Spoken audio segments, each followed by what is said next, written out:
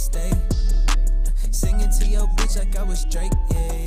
Don't just try to tell me you love me. Can't keep it real if you really don't trust me. Come with a real, you hip in the front, so you get my meals. I'm gunning for the money in the bank. Coming with a dank, scrolling in the tank, rolling with the gang. You sick and I on the sideline tripping. I go to the hole with the rock like Pippin. Yeah. I'm okay. What up, though? Welcome back to the Woodward live on WoodSports.com. I'm your boy Eazy, joined by my man Spinmo Rex. What up, though? AKA Kung Fu Spinny, AKA Mr. Steal Your Girl, AKA Young Chris is a TD Move, JB Smooth on the ones and twos. That's part of my name? Yeah, AKA Mr. Young Chris is a TD Move, JB Smooth on the ones and twos. We have a special guest in the building, ladies and gentlemen. If you don't mind, hold on. Hey! Flannel Sam! And the fans go wild. Oh my God, it's Flannel Sam! Woo! Don't know if I have that kind of following yet, but you know, I'm with the heavyweights. I kind of like get your guys' following. I love it. We don't have a Every following. time that I hear that intro like song, which is Spenmo Rex's, I get really hyped, man. I thought it was the version I did. You're not get, come on. My pre-show hype song just now? How does it go again? I forgot the words. I'm so... Stage fright. Stage fright. We got a big show packed for you guys. Big show. It's a big show. A couple mock drafts are dropping. And I don't know if it's because, you know, people aren't as in tune with Detroit sports as we are, because obviously we cover it every single day. Yep. A lot of quarterbacks going to the Detroit Lions at 6, and we have one from, and you know, some of them you dismiss because you're like, oh, what is this freaking website.com/sports, like this random stuff. But then there's this one's from Yahoo Sports. Has a certain quarterback dropping the Detroit Lions at 6, and then the Detroit Lions actually taking that certain quarterback. So you gotta know, you know, we gotta do our reactions to that one, our thoughts on that one. Another theory of mine, and I kind of addressed it a little bit yesterday, but I think Ben Johnson might be safe, at least from the Texans. Yeah. At the very least. Yeah, I mean, I heard he doesn't like steak, so they're not going to hire him in Texas. I heard he puts ketchup on steak, and he does. I heard he eats it well done with ketchup. Dude, I heard he thinks puppies are hideous. Yeah, me too. Kittens too. Which is weird because he kissed your dog. Super weird, Yeah, right? It makes it even weirder. Yeah. And like he's doing ketchup at the same time. They was pouring ketchup and kissing the dog. It was really weird. Yeah. Really weird. Really weird. Speaking of ketchup. Speaking of ketchup. Yeah. What? The football pick'em. Yeah. Yep, we're gonna have a new. Yeah, we're gonna have a new punishment. Playoffs. New punishment for the pick'em this week. It's playoffs, so we're gonna step up our own game. The loser of the pick'em this week has to do a shot of ketchup, straight from the bottle, straight from the teat of the tomato. How long of like a squirt? That's nasty. That's nasty. That's nasty. I'm gonna say like a 2-second squirt. 2 seconds. That's it. Are you nervous about losing? That's longer than you think. In ketchup 1, days. 2. I say a 5-second. Dude, that 5? You try and make people throw up. That's hospital. That makes this a lot more entertaining. I'm just saying. Sam? I'm really scared I'm going to lose this thing now, especially if you make it 5 seconds. The track record will show that I usually lose this thing, but today I'm locked in. I do not want to be drinking ketchup. That sounds even worse than wearing a hot dog suit on a show. That is fair. It's a lot worse. It's Yes. a lot worse. That's why we had to crank it up. It's playoffs, baby. Yeah. I rock that What? hot dog suit. You do, boy. You do rock that shit. You rock boy. that shit. Speaking of rocking things, there's a report that broke, I want to say like 2 days ago now. Why don't any of these women shut the door? I don't know. Come on. Just gotta listen to freaking buzzing going on. Anyway. Were you born in a barn? Yeah. Jesus. Anyway, back to the lecture at hand. Rude. And it's only our show. Is it? It's only our show. You serious? Yes. I'm gonna have to start Dana Whiting. Oh my God. Just gotta get the message. Keeping us all. Cross. Too soon, bro. Too soon? Or, I mean, they shut the door. I don't have to. Fair. And then they'll know. I got your back. Thank you. Like, I'll like stand behind you and watch. Got your back like Cairo Pratt. Either way, Cheers. if that do you dirty. Anyway, let me say this damn thing. The gang banging cop. Oh my God. And I don't mean gang banging in terms of like throwing up gang signs. Patrol officer Megan Hall, who is married, They outed her government. was fired, and they did, last month for engaging in a sexual relationship with multiple men in the Laverne Wasn't there police 10 of them? force. Six. Six. 6 in total. And I read the report. There was like an investigation on it. She bragged about one of their genitalias. She kind of looks like within it. Schmeagol.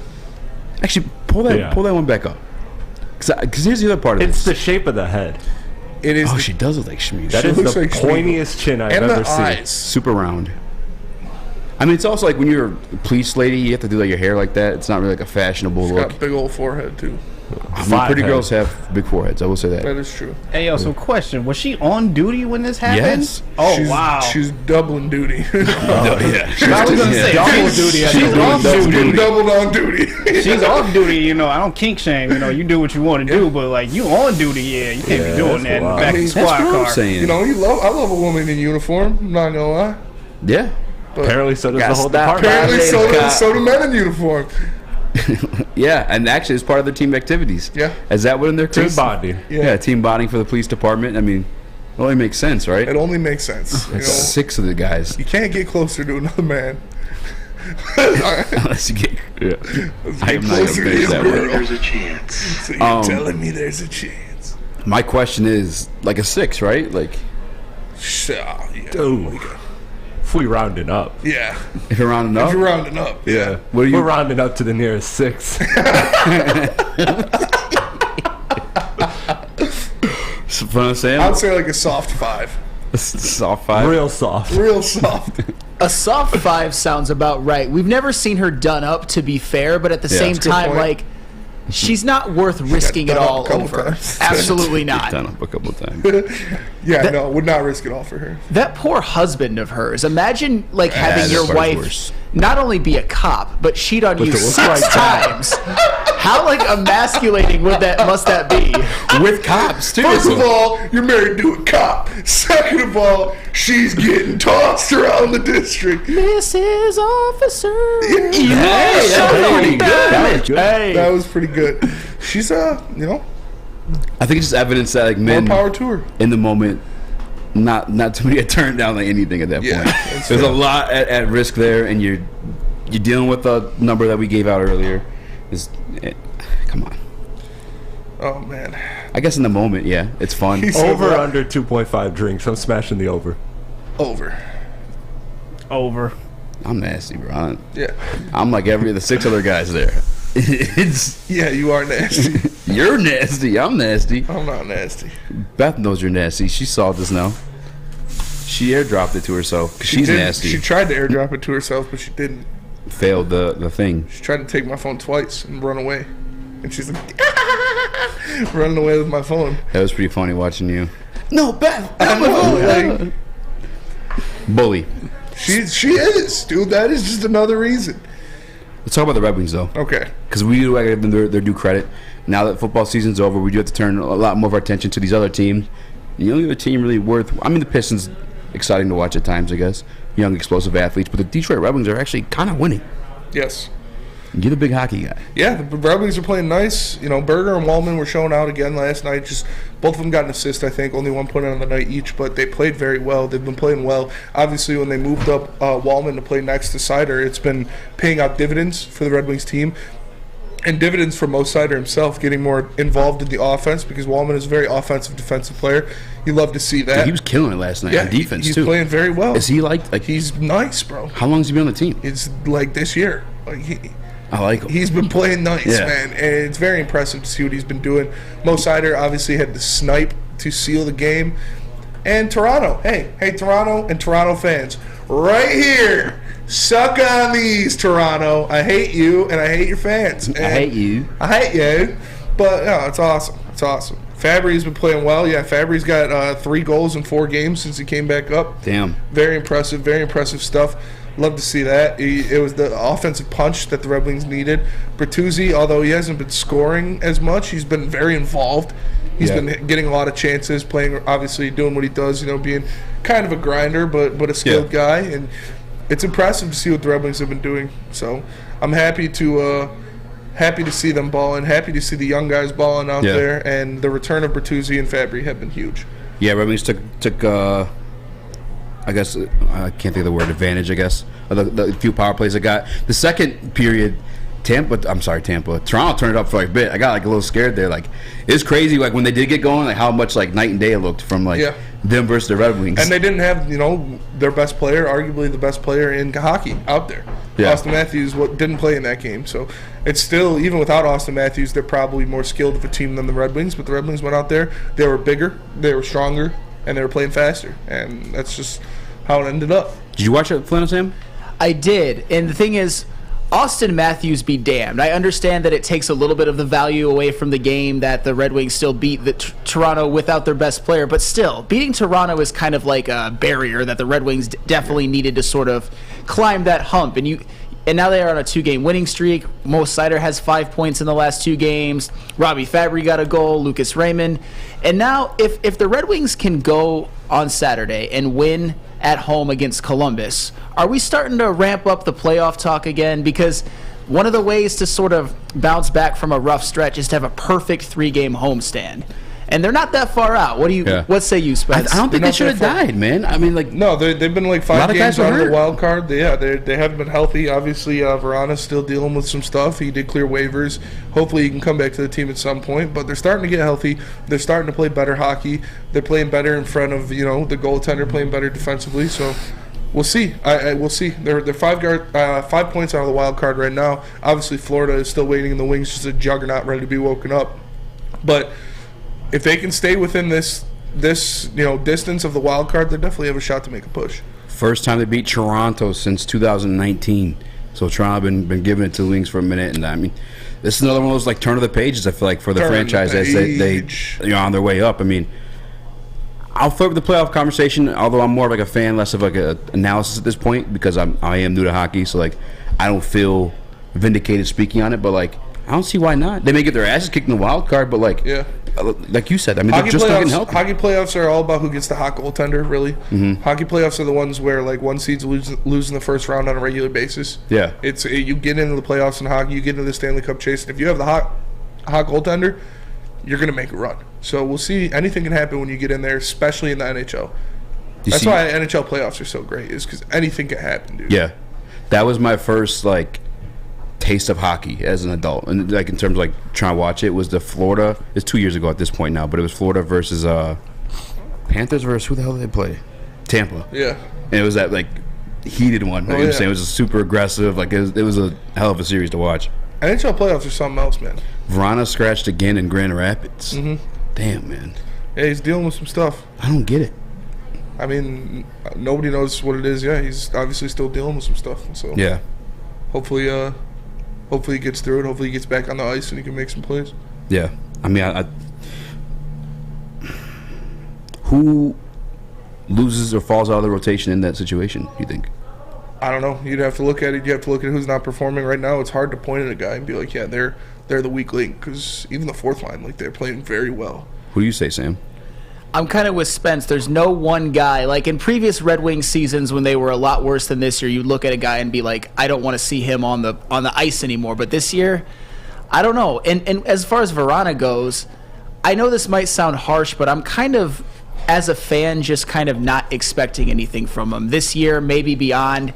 I mean, nothing against him. He's obviously got some personal problems and some stuff to work out. But as far as on the Red Wings, I don't expect him to contribute anything in the foreseeable future. Yeah. That's fair.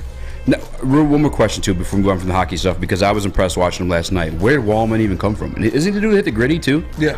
On the game. I like this kid a lot. Where did he draft him? Yeah, I'm pretty Did he sure pick up in free agency? I'm pretty sure they drafted him. Am I tripping, Flannel Sam? Like, do you know where he came? Or you guys look it up? Yeah. You guys look that up, and we'll come back with the facts after I tell you He's guys. drafted by St. Louis in the third round. So free agent. Yeah. I like the kid a lot. He's got swag to him. But let me tell you guys about Swiss Insurance, all right? Because Red Wings didn't look like Swiss cheese in the goal last night. Husso was on top of it. But Swiss Insurance wants to remind you guys to insure those gifts you got from Christmas of jewelry and other collectibles. In the last 7 weeks, Swiss has saved its clients an average of 26% on their insurance premiums while increasing the coverage. That's a lot of money to free up. Go Red Wings. From Swiss Insurance, this is Woodward Heavyweights. We'll be right back. Yo.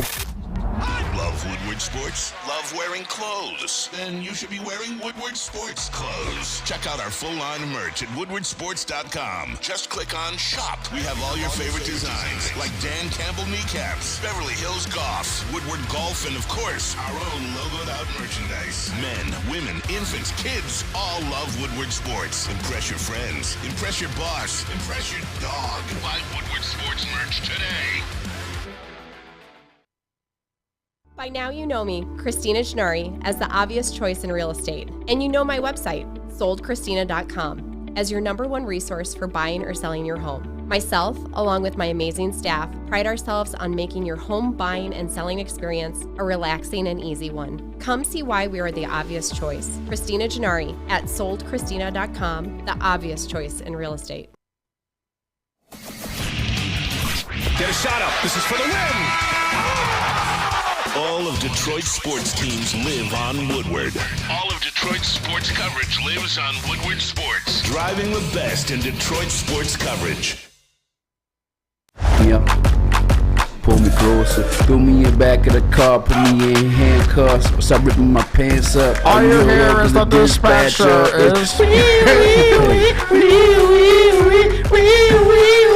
Y'all think that's what was playing in the cop car while she was getting busy? Oh, for sure. I hope so. Oh, for sure. Mrs. Officer. What up, though? Welcome back to Heavyweights Live on Woodsports.com. Christ, dude, it's Friday, boys. I'm your boy. You should jump on my man Spin Mo Rax. We got What young up, though? Chris in the TD booth. JB Smooth the ones and twos, and we're joined by a special guest named Flannel Sam, the Legend Killer, onto the show. Jesus Christ, I can't, man. Come on, can't do that. It's a sponsor. I don't want to rile anybody up with this one because I did see this when it came out in the 11th. But Yahoo did a mock draft for the Detroit Lions, and I'll try to actually get this into Chris at some point. I apologize. I should have did it. I tried saving it and make the graphic save as like a web, whatever the hell that is. I don't know if you guys ever had that happen, but Yahoo Sports has the Detroit Lions drafting Bryce Young at 6.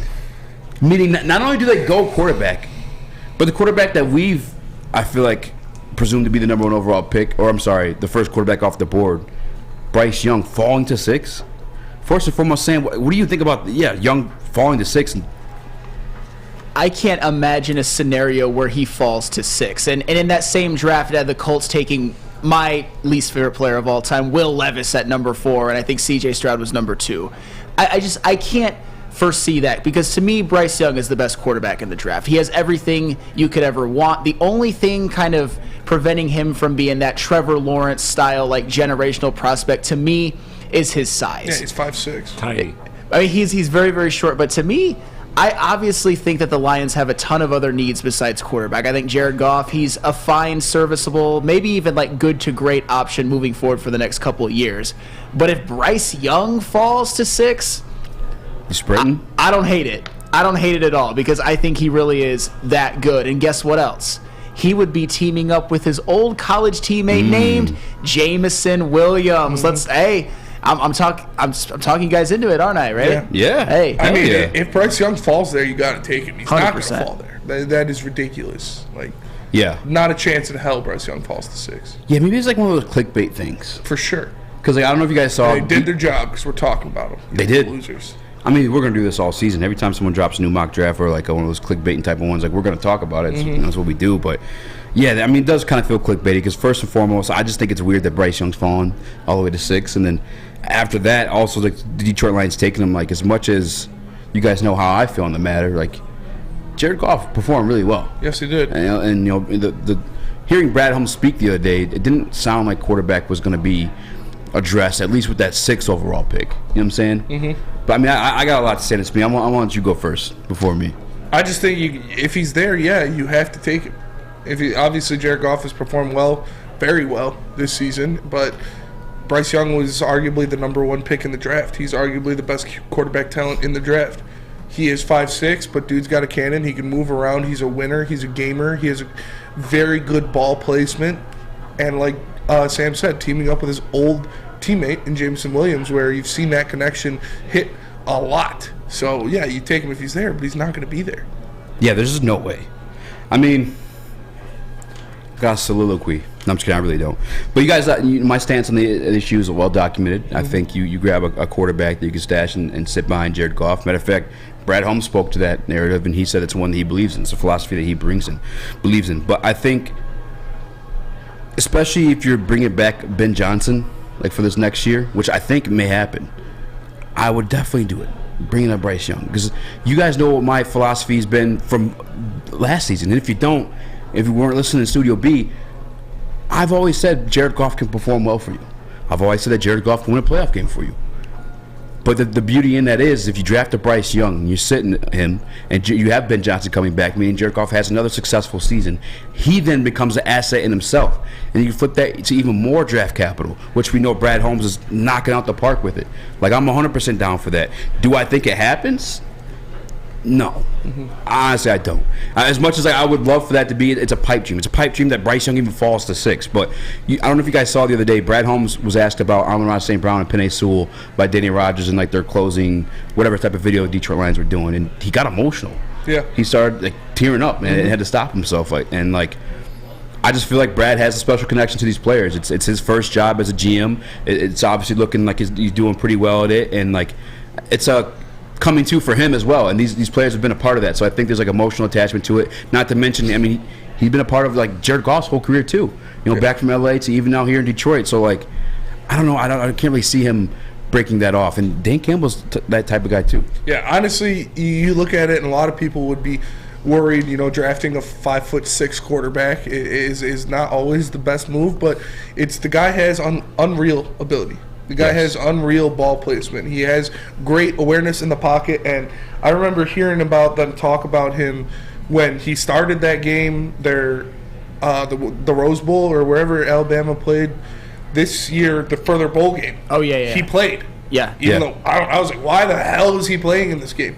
And they talked about his preparation before games is so different that, like, the quarterback coach and the offensive coordinator, they need to come ready with questions, because he's going to come already with film breakdown and questions and all of these things that he has already done, because he sat back and already watched tape on different teams and different defenses that he's going against. So that level of preparation for a guy who's in college still is impressive. But like I said, man, it's not going to happen. It's not going to happen. He will never fall to 6. JB? That's not going to happen. Whoever wrote this article is clickbaiting the whole entire world, Chris especially McDonald. Us here in Detroit, to think that Young could actually drop 2-6. Now, don't get me wrong, I'm all on your guys' trains. If he drops there, yes, pick him up. But that is not going to happen. And I don't know what this love is with Will Levis. I really don't. I don't see him going over Bryce Young at all. He's been talked about as like the #1 guy off the board. I don't understand it. I really don't. Yeah, because when you click on that article, you get the NFL like video, and here's like the first 10 out of this mock draft. Again, it's Chris McDonald. I'm assuming he doesn't partake in trades when it comes to his mock drafts, because I mean the Bears are there and they're drafting Will Anderson, which I don't see as a bad move.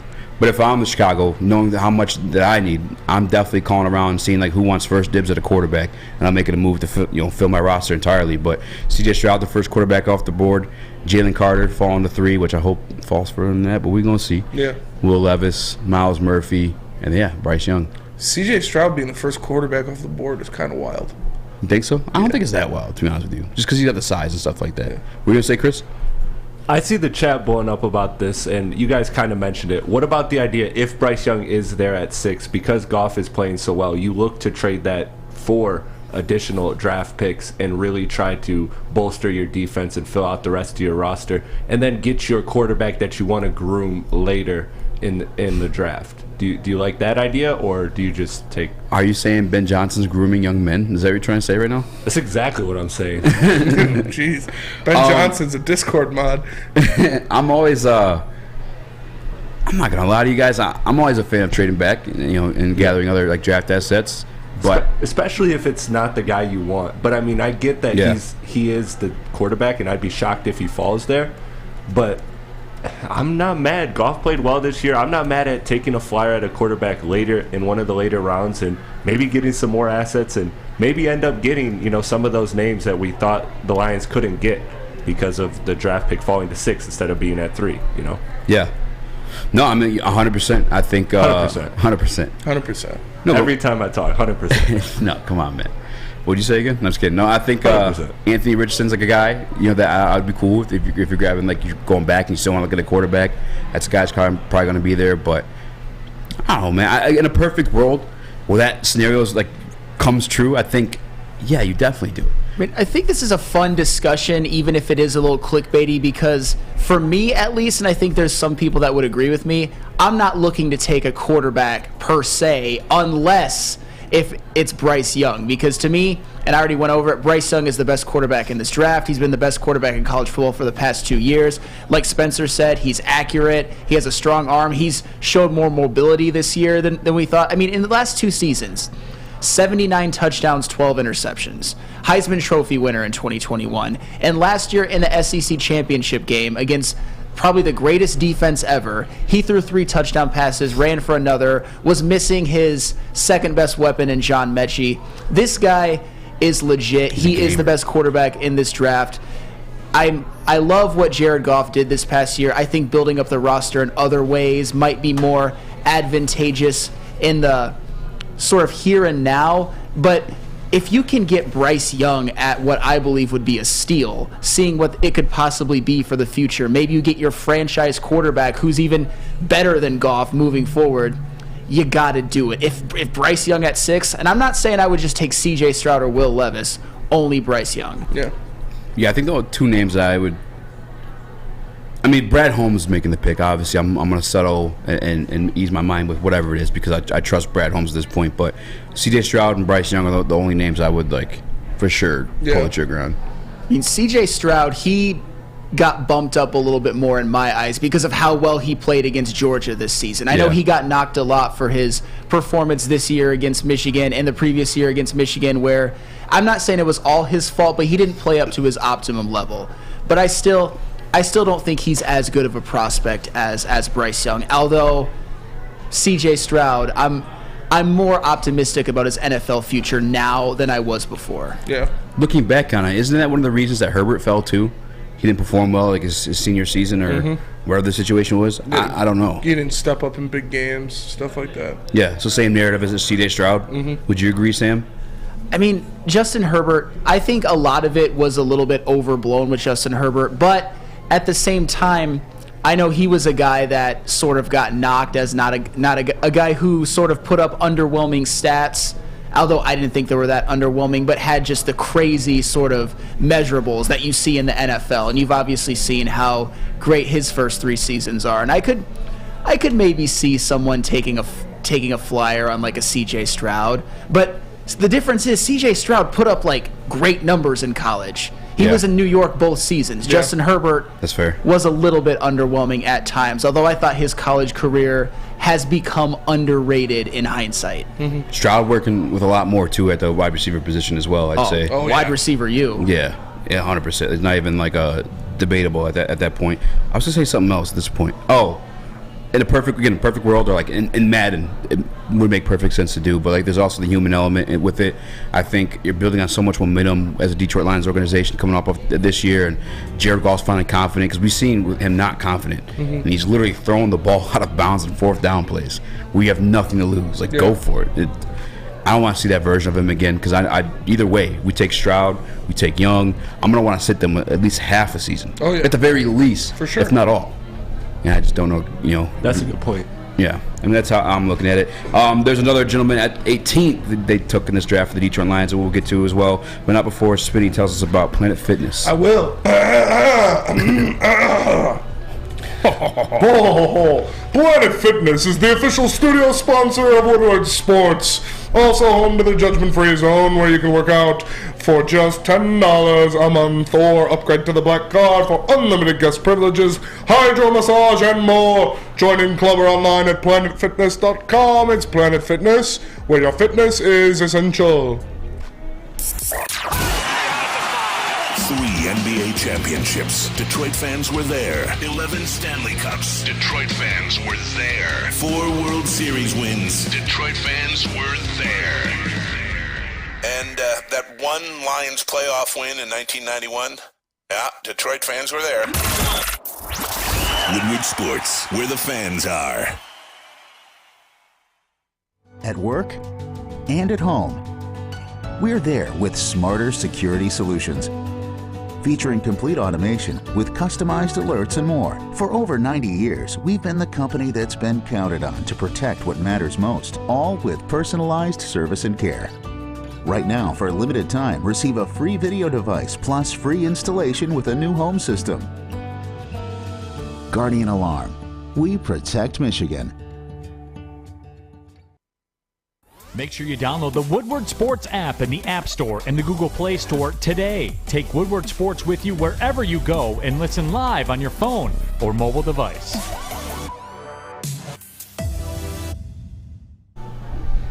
At Alta, Uptime. Madness. Alta Equipment has everything you need to get the job done. You got a big project coming up? Alta Rent has you covered. Make sure you call them today at 844-GO-TO-ALTA. Again, that's 844-GO-TO-ALTA. Alta Equipment where Uptime. Madness. What up, though? Welcome back to the Woodward Heavyweights live on Woodsports.com. I'm your boy Eazy, joined by my man Spinmo Rex. I thought this was the Pink Panther theme from the beginning.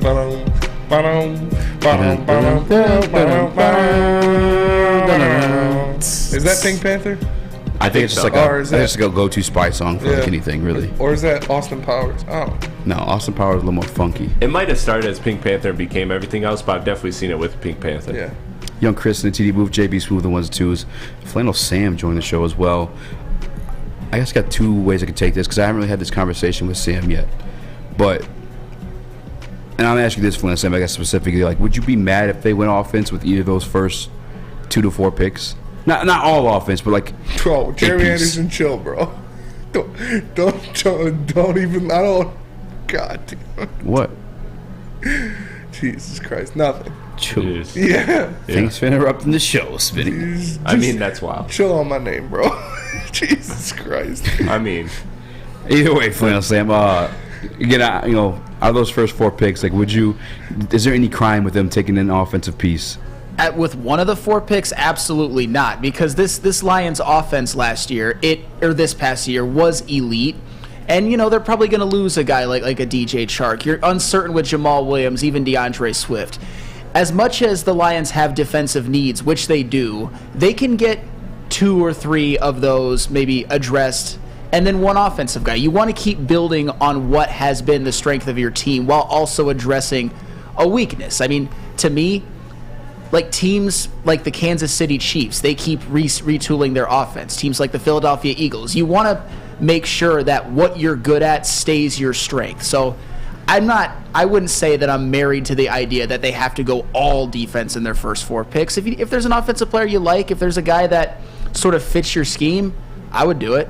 I have no beef with it either, man. I really don't. Whether it's B.J. Robinson or Quentin Johnston or even Jackson Smith and Jigba. I really wouldn't have any type of beef with it. I don't think I'm lesser on the receiver end, more so on actually if I'm pinpointing any position to address as an offense, it's one of those quarterbacks that we mentioned in the previous segment and or Bijan Robinson or any running back that Brad Holmes trusts at that point. Because I feel like, especially if you're tiering the line of re-signing a Jamal Williams, I'm not sure what that contract looks like. And I'm not a big fan of paying him anywhere upwards of $7, honestly even $6 million. And on the rookie pay scale, I'm pretty sure that first round pick at 6 at running back would fall under that, if I'm not mistaken. I mean, I'll pull it up, but we've talked about it a little bit, Spinny. I mean, I think you're on board if they did do it. Yeah. I'm sorry. Just read it. What is it? No, definitely not reading it. I'm definitely not reading it. I King Horse here, a monster. But I just I would be on board with it if the Lions went offense. I wouldn't be happy, obviously, because I do want them to go defense. I do want them to get interior defensive line and a cornerback as well. But if they get Bijan Robinson, if they get Quentin Johnston, somebody like that, I'm not going to freak out because I believe in Brad Holmes. I believe in his plan. I believe in his ideas. I believe in what he's going to do. And I think he'll be able to put them in the best situations. But yes, I think they're going to go defense. Would I be mad if they went offense? No, I wouldn't be mad. Yeah. Because you always want to, keep improving. You want to keep retooling, keep reloading, make sure your strength is still your strength. But I highly doubt they go offense in the first round. I think the only way that I would be mad is if there is an obvious defensive player available at number 6 or 18 and they just pass. If Joey Porter Jr. was still there at 18 and the Lions instead took a wide receiver like a Jackson Smith and Jigba or somebody like that, I would be upset about that. It's more of addressing your defensive needs, but also making sure that this offense is retooled and stocked and continues to be elite. Because moving forward, I think that's what's going to sort of take this team and keep this team playing at a high level, winning NFC Norths, and competing in the playoffs. Well, it's funny you mentioned that name, Joey Porter Jr. at 18, because it's exactly what this mock draft has Detroit Lions selecting at that point. Now, I want to make note of something. That poll was as close as it can get in the Woodward Sports Chat. If Bryce Young is there at 6, should the Detroit Lions draft him? 50% of you guys said yes. I don't know how the math works on this one, but the other 49% of you guys said no, trade back. Undecided. little cousin action. My cousin was the other 1%. Or just what's that country? Switzerland, where you're just completely neutral? Yeah, Switzerland. Completely neutral, yes. What do you mean, like every war there's neutral? Switzerland is completely neutral. Yeah. Like gender neutral, or just completely neutral. I feel that. What if anything and everything completely neutral? What if somebody invades them? They like mild sauce. They like somewhat sharp cheddar, like not extra sharp and not regular cheddar. They're completely neutral in everything they do. They just like warm food. Yeah, warm food. Yeah, it can't be too Their hot. car doesn't reverse or drive. Just it just idles. At pick 18, Charles McDonald. What a weird name to say. He has Detroit Lions selecting Joey Porter Jr. at 18. I don't think any of us have beef with that one. No, I'd love that. Yeah. I'd love that. Joey Porter Jr. has been... I've been saying it for a while that obviously that when I thought they were getting a top 3 pick, I wanted Jalen Carter and Joey Porter Jr. But now we'll see what we can get with 6. But definitely Joey Porter Jr. if he's there at 18 for sure. Aaron asked in the Woodward Sports Chat, Eazy and Spencer rigged the poll. Where's the other 1%? But we also demand a recount. Yeah, every vote for no trade back gave 0.01% to the other poll. So you guys lost out on one. But we were in the back talking about how pretty deep defensive back, cornerback draft this is. There's a lot of guys that could be serious talent. So even if they miss out on Joey Porter Jr., there will be some guys there that could be difference makers in the NFL. Did you see that our guy, Russ Brown, did a mock draft from the PFF version? He took Christian Gonzalez. At 6th. He must like that kid a lot. Did you watch tape on him yet? I did. I just watched highlights. I never watched tape. It is impressive, man. It's impressive what he can do. He can basically do everything. Like there's nothing he gets really caught up in. He's good size, good length, good ball skills, good in coverage, good in zone. It's impressive, man. When I watched the tape, I was like, yeah, this is... No one's talking about that kid if he's there at 18. 6 might be a little rich for me, but like he said he doesn't like Brian Brisset when we had him on yesterday. He said... I don't either. And he doesn't, Miles Murphy probably won't be there, or if they're... Yeah. Do they need another edge?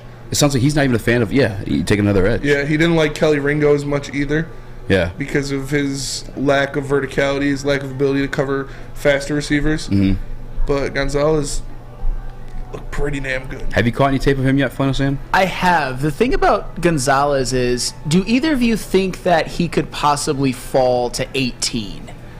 I mean, I know he's kind of shooting up the draft boards. He's kind of that hot prospect right now, but I wouldn't take him at 6. I actually like Brian Brisset. That's the guy that That's the guy that I would go for at number 6 if like Bryce Young isn't there. And if I had to choose between him or Miles Murphy, I'd probably still choose Brian Brisset. Are you serious? Yeah, absolutely. To me, he's a guy that is every bit as big and athletic as a Jalen Carter. He was the number 1 recruit coming into his class. He had some injury issues last year. He had a really good freshman year. Last year he also struggled with injuries, but he was pretty productive. To me, he's a guy that I actually project he could be better in the NFL than Jalen Carter. I think he has that kind of ability.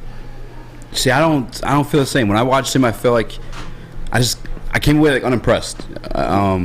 I don't want to sound like too disrespectful of this young man. Obviously, hope he has a bright career in the NFL, but like, he just looked kind of like a fat guy out there, really, man. You need a couple fat guys. He's got the little waddle. Yeah, but wasn't like. What's wrong with fat guys? There's nothing wrong with fat guys, but like Jalen Carter is a monstrous fat guy. Fine, like there's dude. like different levels of fat guys. We're literally the fat guy show. No, and we're you're not. shaming the fat guy. We've always said this. There's a difference between fat guys and heavyweights. That's true. You don't think Brian Brisset is a heavyweight? I mean, in all realities, yes, but okay. Difference between like fat guy and heavyweight at the NFL level, I just feel like he falls in the fat guy category. Jordan Davis is definitely a heavyweight. Yes. Jalen Carter definitely a heavyweight. Like when I watched him, it's just it reminded me, like if you were to watch my middle Vince school tape, Wilfork, a fat guy, and the play is going on over here, and there's just the fat guy watching. Like, if you were to watch my 7th grade tape, like, you'd call me Brian Brise. So disrespectful, man. Maybe so, but also like your name's Brees, bro. What's up with the Brise? Like, it's Breese. Brees. Well, and for the record, if That is true. like the fact that No, it's Brise. the fact that Shut your fat ass up. It's Brees bitten up. Changed it to Dirty. No, you're good. The fact that the Rams won a couple of games and it kind of knocked the Lions out of the Jalen Carter sweepstakes, that did kind of burn at me too. If he was available, I'd obviously take him over Brian Brise. I'm just saying that at number 6, I think he's a guy that has similar size, similar skills, was actually, you can argue, more productive at Clemson, although it was a pretty crowded defensive room at Georgia. I just think he could be that guy that's that approximation that if he hit his ceiling is like a multiple-time all-pro defensive tackle. Yeah. And that's, to me, that's not a bad second option at a position of need. That's why Mama named you Dirt instead of Nunamaker. Sure. Yeah. Is that from Joe Dirt? Yeah, I changed it to, I put an E at the end, so it's Dirty. Hey, yeah, that's literally what he did. He was Brian Brees. He's like, nah, let me boost my draft stock. Brian Brees. That's a big old chunk of frozen poopy. Dude, I love that movie so much, man. Yeah, my name's not Eazy. It's Eazy. Easy. It's pronounced Eazy. By my calculations, this should make ice. But you think Oh, he's no, every bit of the poisonous athlete as mustard Jalen gas. Carter? I mean, here's the thing. He's not like exactly the athlete that Jalen Carter is, but he's not that far behind. He was the number 1 recruit coming in 2020. He's got all the size and strength and speed to me. I'm not saying he is Jalen Carter. I'm saying that he is the closest thing in the draft to Jalen Carter. And if you can't get Jalen Carter, Brian Brise is a guy that I think could project pretty much just as well in the NFL. Brise. The other thing too I factor in, like with his production, is like Miles Murphy. Man, that human being is a monster. He's explosive, athletic. Like having a Miles Murphy alongside you is gonna make you look a hell of a lot better, in my opinion. Wouldn't you like to see like Kaminsky and Brise like doing the Spider-Man meme? No, because Brise is not. I mean, I'm being mad disrespectful to him at this point. I mean, I'm pulling he's pretty big, dude. an Ivy. Oh, Brise? Yeah. He was like 6. I thought he was like 6'3". He's 6'5", 305 pounds. Yeah. Like he's a big dude. He's a big guy. Don't be comparing John Kaminsky to Brian Brise. Brian Brise at his like, if he hits his ceiling, No, I'm just saying they look alike. They actually do. Like on the line, that could be a No Spider-Man way. meme sort of thing. Brise. He's huge. Yeah, why do you Little hate this chubby. guy so much? I don't hate him, but just like do. once you guys watch a little bit on him, you're like, I feel like you'll come away less. Yeah, I impressed. watched some of his tape. Yeah. It's, I mean, he's It was cool. Is like him and Miles Murphy played together, so you I got talk to watch about it all them. the time. Like, What? those guys don't get as much shine because they're doing much for everybody else. Like, Dude, I've watched him. One of the highlights. One of his, like, I'm not talking about highlights in terms of like highlights, but like a highlight in his film, I should say. It's just him like locking up like one-on-one with the guard, and it's just like him just putting him on, like chopping him, not even like clashing into the quarterback. I'm like, it's not highlight worthy of tape. Yeah. Tell us about the butchery though. I will. The Butt Cherry. The official meat supplier of the Woodward Sports Network is the Butchery. Call 248-682-2697. Yes, 248-682-COWS. Or move on over and order online at thebutcherysl.com. Shipping included for Woodward Sports customers. The Butchery, meats, eats, and treats. Sandwiches to die for. Wagyu meats and artisan breads inspired by the legend Chef Dave. Only the best of the best for our meat-loving customers. An old school butcher shop from a new school perspective. We don't like to brag that we are the toughest sports network in Detroit, but we do have a guy named Darren McCarty on our side. Lemieux and McCarty, who've had a good knockdown drag up. There they go, right on the whistle. They were talking to one another. Woodward Sports.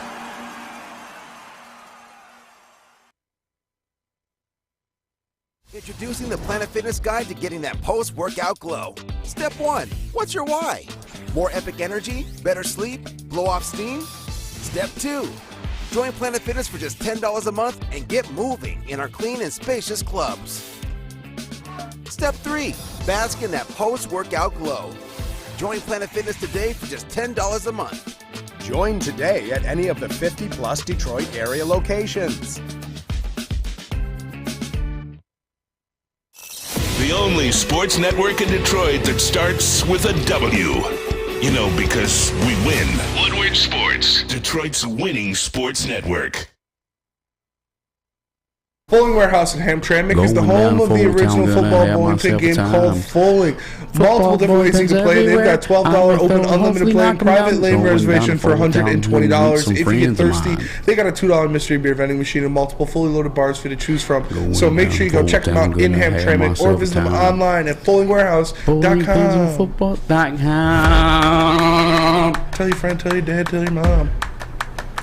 Showing up with a pirate hats on. What up, though? Welcome back to World Heavyweights Live on Woodsports.com. I'm your boy Eazy, joined by my man Spinmo Rex. We got Chris and TD Booth, JB Smooth, the 1s and 2s. Trying to mimic your Bowling Reed. Flannel Sam joining us, the legend killer in the Maz chair. Moving on from Detroit Lions draft talk and into Detroit Lions coach talk. You know, I got that coach talk. I think Ben Johnson's safe, if I were to call it. I feel like... Breaking news, Ben Johnson landed the Texans job. No, I'm just kidding. That would suck. That would definitely suck. No, I don't think he did. That doesn't mean that the Detroit Lions can't lose him to another team. I know Carolina, like his home state. I know the Carolina Panthers owner really has a knack for like offensive minds rather than the defensive ones. Yes. Even though I think Steve Wilkos, or everyone say his last name, ended the season like really, really well. But JB and Chris, there's a graphic in there of a tweet. Shout out after, and I know Gerard Mayo and ultimately is going to re-sign with the Patriots at the defensive coordinator position, which might be a sign of good things for the Lions fans if they think that Ben Johnson will get paid. But there's a tweet from, I think it's Ian Rappaport on Gerard Mayo's interview, and this is how it went. I can't really see. Oh, Gerard Mayo impressed in a head coaching interview with Broncos and Eagles. Now Carolina makes a request. That is Ian Rappaport, and Tom Pelissero. It was just saying the interview with Patriots assistant Gerard Mayo for the head coaching job. And I just feel like when guys are like likely to get hired, the tweets fire out like that, right? Yeah. Like, oh, Texans owner really loves this guy, or Colts owner like really, that's just like that. Jim Harbaugh, lead for Broncos. Right? Yeah, lead, right? Like words like that. And then there's a tweet from Ben Johnson's interview, if you guys can pull it up, against the Texans. This is my quote tweet of it because this is how I feel. It was basically just 25 sitting on 25. Yeah, Ben Johnson interview with the Texans. Yeah. The Adam Schefter one says Texans have now completed an interview with Lions offense coordinator Ben Johnson for the head coaching position. Sounds kind of like pretty bland. Yeah, like it happened. Yeah. We threw him a bone. We gave him the interview. He's kind of a weirdo. Yeah. He's talking about weird stuff. We heard this local sports show in town said some weird things about him. He came in playing Kanye West with a top G shirt on. Shaved his head bald, had sunglasses on. Wore sunglasses inside the whole time. Yeah. I mean, do you guys think, like, I don't know, are you buying into it a little bit? Does that feel the same way to you guys? Yeah, a little bit. I mean, you'd like to see those better vernacular. He loves this guy, or but we don't like crush to see the interview. Johnson. Well, yeah, Ben Johnson. Yeah. Ben Johnson smashes his interview. Smashing, baby. But you'd like, if you're Ben Johnson or if you're Panthers fans or somebody, you'd like to see that. You'd like to see, he's their top candidate. He's feeling good. Obviously, overall, it means nothing because they're going to make their decision regardless. But still, I think. I hope you're right. I hope Ben Johnson is safe. I hope Ben Johnson isn't being poached already because it does scare me for him to leave. It does scare 100%. me to not have a guy like that on this offense after you saw what it did in just 1 year of him being the offensive coordinator, having the scheme, calling the plays, making things happen. It would be tough. It would be tough to kind of get over that. Even if you had a guy in Tanner Imstrand who would work closely with Ben Johnson and is ready to take over, waiting in the wings, but I don't know. I just think it's not over. It's not over. It's not over until the fat lady sings. It's not over until me and Eazy put on wigs and sing. So, we need Ben Johnson to be locked down. I just hope he doesn't get poached by one of these teams. Flannel Sam, do you think Ben Johnson's safe from the Texans a coaching job? No, I do not. Because if I'm an NFL GM right now, I want Ben Johnson as my head coach, especially a team like the Houston Texans who are going to draft a quarterback, whether it's C.J. Stroud or Bryce Young or whoever. We see what Ben Johnson did with his Detroit Lions offense. In the first 11 games of last season, which were mostly coordinated by Anthony Lynn, they were allowing they were scoring 15.8 points per game. In the however many games after, I think 5 or 6 games, 6 games after, which started with their first win, where I think Ben Johnson had kind of gotten his feet wet and everything, 25.5 points per game. And then this year, they were a top 5 scoring offense in the NFL, with obviously the offensive line is great, but like a lot of their skill position personnel is about the same as it was last year. DeAndre Swift was there last year. Jamal Williams was there last year. Amon-Ra St. Brown was there last year. Jared Goff was there last year. What was one of the biggest differences, other than year of development? Ben Johnson being the offensive coordinator. And you see where the NFL is going. With all due respect to a guy like Gerard Mayo, it's not like a defensive oriented coach. It's that young, or even not even young, that offensive mind. Even Kevin O'Connell, first-year playoffs. Mike McDaniel, first-year playoffs. Zach Taylor, Sean McVay, Kyle Shanahan, even like a Matt LaFleur, Brian Daboll, first-year playoffs. If I am an NFL team, I think Ben Johnson is my first choice. I think he is one of the hottest coordinators, both offensive, defense, in all of the NFL. And if I'm Ben Johnson, I want to strike when the iron is hot. Yeah. Does it mean he may not interview? Maybe he doesn't interview well. I don't know. At this point, I don't care. I want Ben Johnson. I think he is that legit. Yeah. But as far as the tweet goes, it doesn't you don't see that as a sign of positivity for Detroit Lions fans? Like, do you feel like they would have been like, yeah, they really love Ben Johnson. They liked it a lot, or something like that? I think as Lions fans, we would get on our knees and beg for Ben Johnson to stay. We're looking for any single. Yes, we are looking for any reason to kind of be like, he's staying. I told you, they don't like him. All that stuff we're making up about how he hates puppies and stuff like that. We would do pretty much anything to keep him because we saw what he did with his offense. We saw how great Jared Goff was this year. Amon-Ra St. Brown's a star. Jamal Williams is a 1,000-yard rusher. That offensive line with the blocking schemes and everything took that leap forward. So I think it's kind of fan speak because obviously we all agree I would do just about anything for Ben Johnson to come back. Hey, yo. Which is why he's not coming back because he is that hot of a name. If I'm an NFL team, I want Ben Johnson. Yeah, man, I just feel like when an interview goes well, the tweets go well. The tweets are just decorated a little bit more, embellished a little bit more. And I just didn't feel it would be the case. Now, again, that doesn't mark him safe from any other organization that needs a head coach, but from the Texans, at least, that's what I'm leaning towards with it. Yeah. And again, sometimes your first trial run of interviews is just you learning how to interview. Ben Johnson, if I'm not mistaken, I mean, you guys, if anybody wants to pull up his resume between Sam and you, Spinny, but I don't believe his resume does include a head coaching position, So some of the questions are going to be asked of him. Maybe he's not fully prepared to answer because he doesn't have the experience, or maybe he didn't do enough homework with MCDC to prepare for it. But I just think he's safe from the Texans at least. And if I'm being fair, I do agree with everything that my guy Flannel Sam just said about Ben Johnson being the hottest commodity out there in terms of whether it's offense or defensive coordinators. And the Texans are just that stupid enough to pass up on it because they seem pretty stupid the past couple years. We'll go with Cliff Kingsbury. He's got the experience. I could see the Texans being that stupid. Excuse me. I talked about Ben Johnson being the best coordinator in football this season. Wow. Ben Johnson being the most important coordinator in football this season. You're not the only one, too. Mike Martz, former offensive coordinator, said the same thing. I very agree with that statement because it's so true. You look at how much they've changed that offense, how much he himself has impacted that offense, sitting down, doing it, mapping it out with Jared Goff to play to his strengths, and then going forward and executing at a high rate in most of the games this year. Obviously, he had a couple clunkers against the Patriots and against the Cowboys, but I blame that more so on not even Ben Johnson, Goff. I mean, come on, be for real. The Cowboys game, he's had 4 turnovers. Yeah, that's not great. Ben Johnson and say, hey, Ben, hey, JG, I really want you to throw a pick right here in this one. How about you just, underthrow it here so that the defender can catch it. Now, I'm not taking shots at Goff because he cleaned up throughout the season, but I can't blame Ben Johnson for that. Yeah. You can't really blame Ben Jamal fumbling at the goal line. At the 1 yard line. Yeah. You can't blame him for that for sure. But still, I agree with you guys. I don't expect him to be back. I do expect him to get kind of taken by one of these teams because I feel like a team would be stupid not to. The way the NFL is trending, the way head coaching spots in the NFL are trending, screams Ben Johnson. Yes. Yeah, 100%. Well, and to me, you're talking about the Cowboys game, the Patriots game. That was obviously like a terrible stretch of offense. But to me, I judge more on like the totality of what you do in the season. Yeah. They were a top 5 offense. Jared Goff is having, I would say, like, remember how bad he looked at the beginning of last season? Dude, yes. How much better he looked at the end of last season? I remember. Yes. And how good he was this year with 29 touchdowns, 7 interceptions. The most valuable connection on this team is Jared Goff to Amon-Ra St. Brown.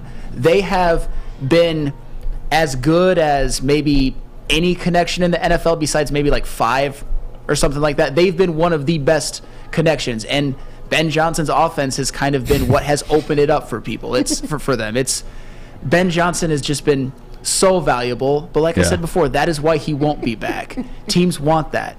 The Lions don't have like world beaters in terms of offensive personnel. It was Ben Johnson's scheme that kind of unlocked it all.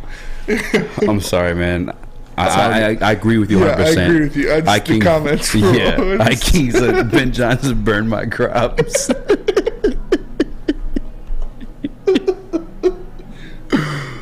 Oh, man. I see Public Enemy in there says, at this point, I hope that Ben Johnson leaves so everybody can see how big Jared Goff's gobbler is. Yeah. Come on, guys. Did you not see the beginning of last year without Ben Johnson? Public Enemy is lines for him. There's got to be, bro. Yeah. How do you... Did you not witness 2021? Yeah. Did you just erase those moments from your mind? And then did you just erase the fact that, like, after every single interview, post-game, when the Detroit Lions were being asked about the revival of their offense, Ben Johnson. Oh, yeah, Ben Johnson. Yeah, Ben Johnson. That Ben Johnson kid, we like him a lot. Come on! Ben Johnson burned my crops. Ben Johnson did. That was fucking That's a good one, dude. It's good germs. If Ben Johnson leaves, Spenny, I'm going to need some SMA in my life. You are going to need some SMA in your life, and luckily we have it for you. Fluff, I guess. SMA, or the Sports Marketing Agency, helps spread awareness about mental health and substance abuse. Their new podcast, This is the S Word, helps fight the stigma about seeking help. If you or someone you know is struggling, head to thesportsma.com and get the help you deserve. We are the network for Detroit by Detroiters. Welcome to the Woodward Sports Network. As chilly weather approaches, Big Boy's got the perfect comfort meals for you. Try our hearty classic meatloaf or our creamy Cajun chicken Alfredo. These will be sure to leave you craving for more. How about breakfast? Our stuffed potato pancakes are back with our lumberjack, blockbuster, and Santa Fe Garden. These potato pancakes will definitely fill you up. Whether it's for breakfast, lunch, or dinner, come stock up on the perfect comfort meal today. We'll see you soon at Big Boy. My name is Lee. I've lost 35 pounds on the Custom Health Center program. So the 3 biggest benefits that I've gotten from this program has been I'm not snoring anymore, I have a lot of energy, it's great, and oh, by the way, look at this. No, I'm just kidding. No, I'm just kidding. Call us at 844-789-THIN or visit CustomHealthCenters.com for a free consultation and get started for as little as $5 a day. You have an opinion? Make sure it's seen and heard. Corner, jumper, tweet us, hop on the YouTube chat, slide in the DMS at Woodward Sports on all social media. The Midway has swapped out roller skating, basketball, and mini golf for a giant Arctic slide, winter bumper cars, an indoor arcade, and puck putt. With free entry to the site, enjoy a variety of new activities aimed at creating exceptional winter experiences for everyone. Get to the Midway this winter to enjoy tasty treats while making magical memories during the most wonderful time of the year. And I heard Ben Johnson poured thumbtacks down the giant Arctic slide, so when kids would go down it, they'd get stabbed by thumbtacks. But POS. Yeah, it's just POS. terrible. But those tasty treats Include but are not limited to burgers, pierogies, homemade chili, chicken sandwiches, mac and cheese bites, plus gluten-free and vegan goodies so everyone can have something to eat. And of course, coming soon, the Woodward Sports Winter Olympics. You'll be able to compete against Darren McCarty, Braylon Edwards, Adam, Ryan Armani, Jeff Iafredi, the Woodward Heavyweights, and all Woodward Sports family in Monroe Street Midway games. So make sure you go downtown and check out the Monroe Street Midway presented by Bedrock Detroit. Holy shit. I can't even deal with it. Public Enemy, I can win my Woodward Sports Chat. I appreciate you for rocking with us, enjoying the show, man. What are you talking about, brother? With the Jared Goff stuff? What are you talking about? Name the receivers Goff was throwing to last season, Eazy. Amon-Ra St. Brown was on the team last year, right? Yeah, he was. That's true. Khalif Raymond on the team last year? Yes, he was. Josh Reynolds was on the team too? Yeah, later in the season. Okay, all right. Who was one of his leading receivers? I think Khalif Raymond was what, top 3 receivers for the Detroit Lions this year? Yep. Amon-Ra St. Brown too? Yeah, he was. Josh Reynolds before the back injury obviously was doing. He was a big factor. Okay, okay. T.J. Hawkinson was on that team too. Damn, a lot of the same guys. Yeah. That's weird. Blows my mind. Brock Wright was there? Brock Wright was there. Zylstra was there? Zylstra was there. And then you said that T.J. Hawkinson guy too, right? Yeah, T.J. Hawkinson was there. Technically top 10 tight end in the league this year. Yeah, technically. Pro Bowler.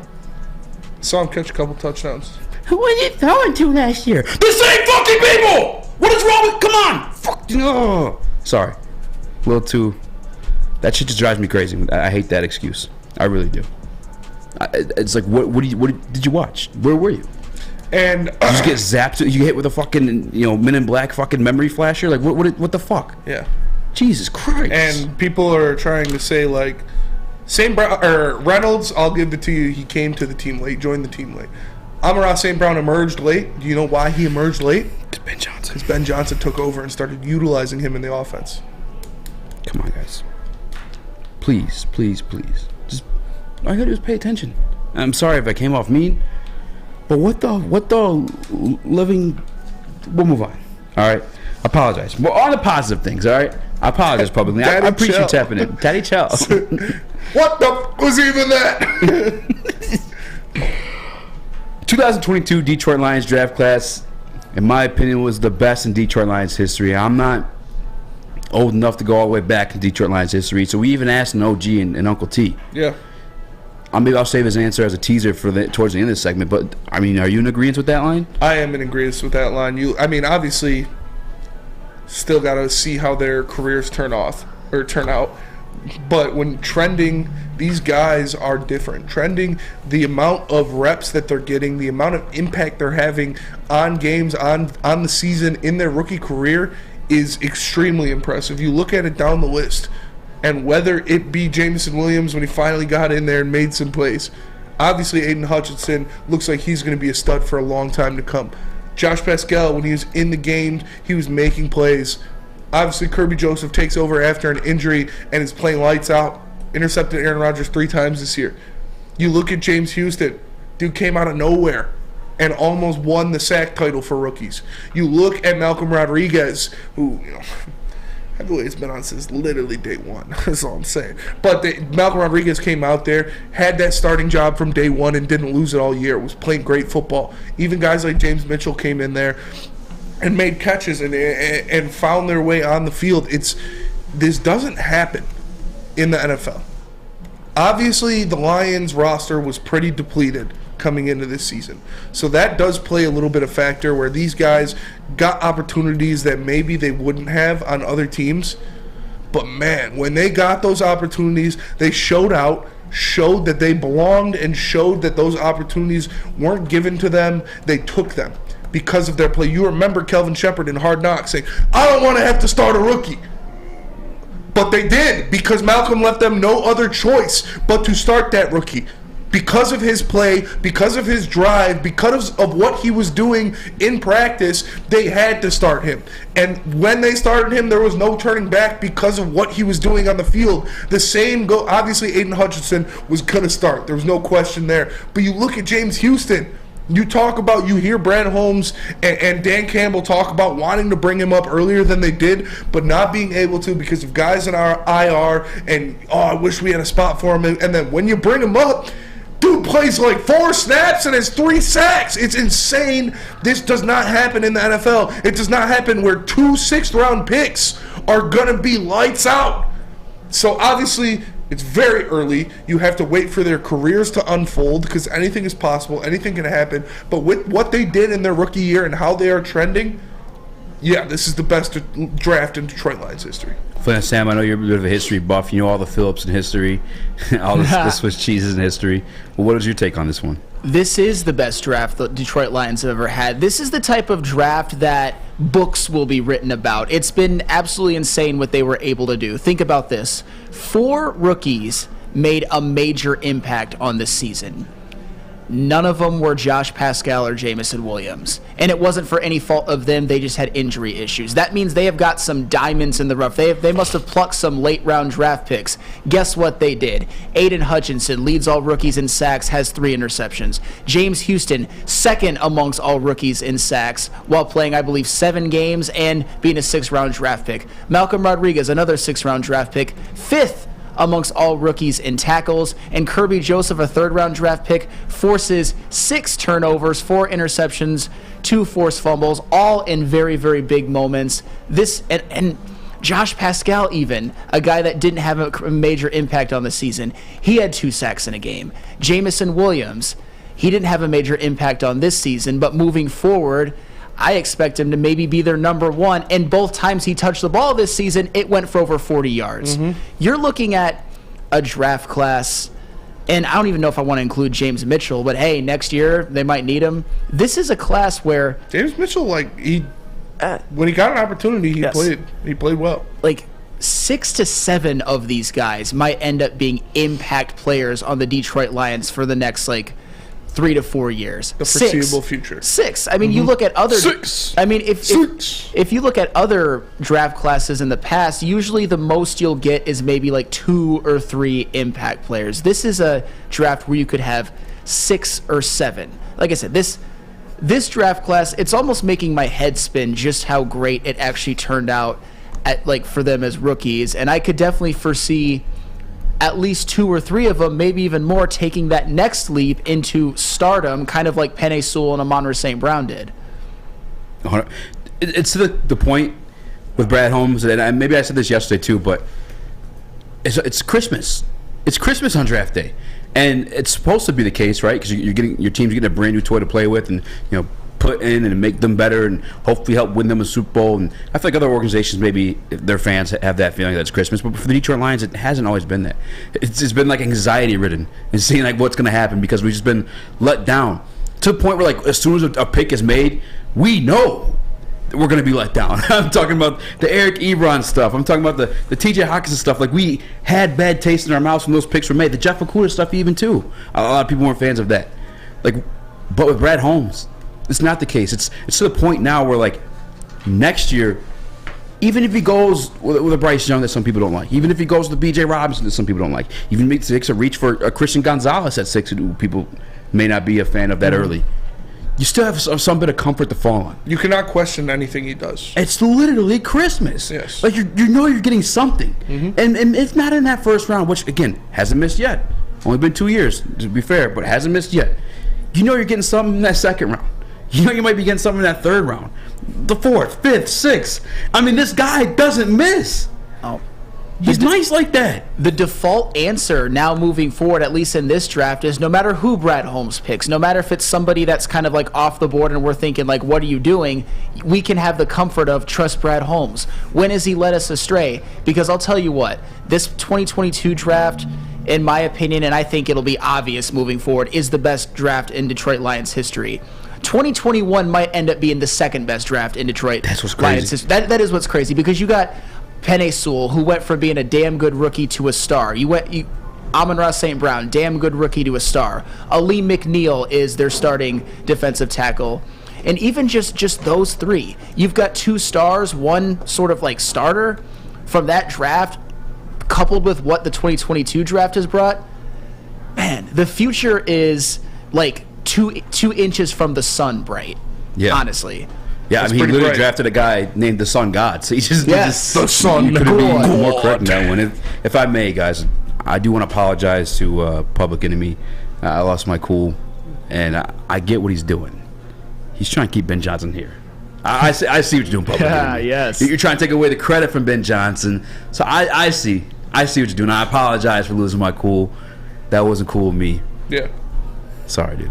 Yeah, if you result to comparing Ben Johnson and Jared Goff to Andy Reid and Patrick Mahomes, you're definitely trying to do something. You're trying to do something. As a matter of fact, I think it was Ben Johnson's like tapping into my head with some Jedi mind tricks. He's making me say those things. Yeah. He made me be mean to you. So blame Ben Johnson. It's those damn drugs he sold me. Try Jesus. Don't try me. 'Cause I fight. 'Cause I throw hands. Yeah, that's what it is. I apologize. Well, I'm glad we're on agreement. JB, you're back on the mic for me. Do you want to speak on that at all, real quick? No, all I gotta say is that in Ben Johnson, we trust. Amen. Let's bow our heads and pray. Yes. Dear Lord, baby Jesus. Sweet, chubby cheek, baby Jesus. Beautiful little baby Jesus with your rosy red cheeks sitting in the manger. I just please use your baby Jesus powers, your superpowers, to make sure that Ben Johnson does not leave Detroit. Dear sweet baby Jesus, all 6 pounds, 7 ounces. Tell us about Lady James, Dude, bro. that's the best part of the whole movie. You know, Jesus did eventually grow up, but I love the baby one the best. Come into Lady Jane's for an award-winning haircut experience. Register for a once-in-a-lifetime opportunity to hear Rachel slam the door during your live read. But you can also win a down payment on your dream home up to $200,000. Lady Jane's, open 7 days a week, walk in at any time. No appointment necessary, because Lady Jane's is wicked awesome. I know I have a big head, all right? I'm very sensitive about it. Woodward Avenue, the first paved road in America. Woodward Sports, the first sports network born in Detroit and made for Detroit. The sports marketing agency would not be who we are without great community partners like Higuera Health and Carol Zuniga. It's an awesome opportunity to partner with your organization. Higuera Health is a comprehensive behavioral health organization. We serve children through older adults with mental health, substance use, and developmental disabilities across Western Wayne counties, and really excited to now be in downriver communities as well. Give us a call at 734-458-4601. You don't have to go to the beach, man. You don't have to get your butt crack full of sand. You just need a little chili peppers, man, to get that glowing beach chili peppers tan. Woo! With 26 locations in the Metro Detroit area and more coming, Chili Peppers Tanning is where you'll find the cleanest salons in the D. Join the Pepper Club for the best deals on unlimited tanning. Head to chilipepperstanning.com. You just need a little chili peppers, man. Make sure you download the Woodward Sports app in the App Store and the Google Play Store today. Take Woodward Sports with you wherever you go and listen live on your phone or mobile device.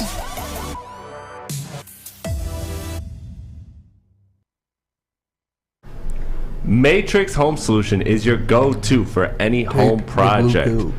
Looking for a new man cave?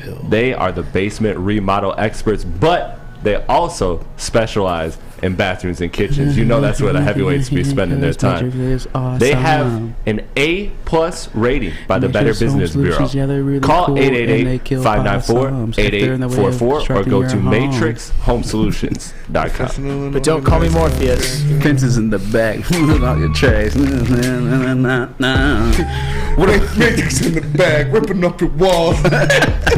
What up, welcome back to World Heavyweights. Then they put in linoleum. I am the bad drug sold to me by Ben Johnson.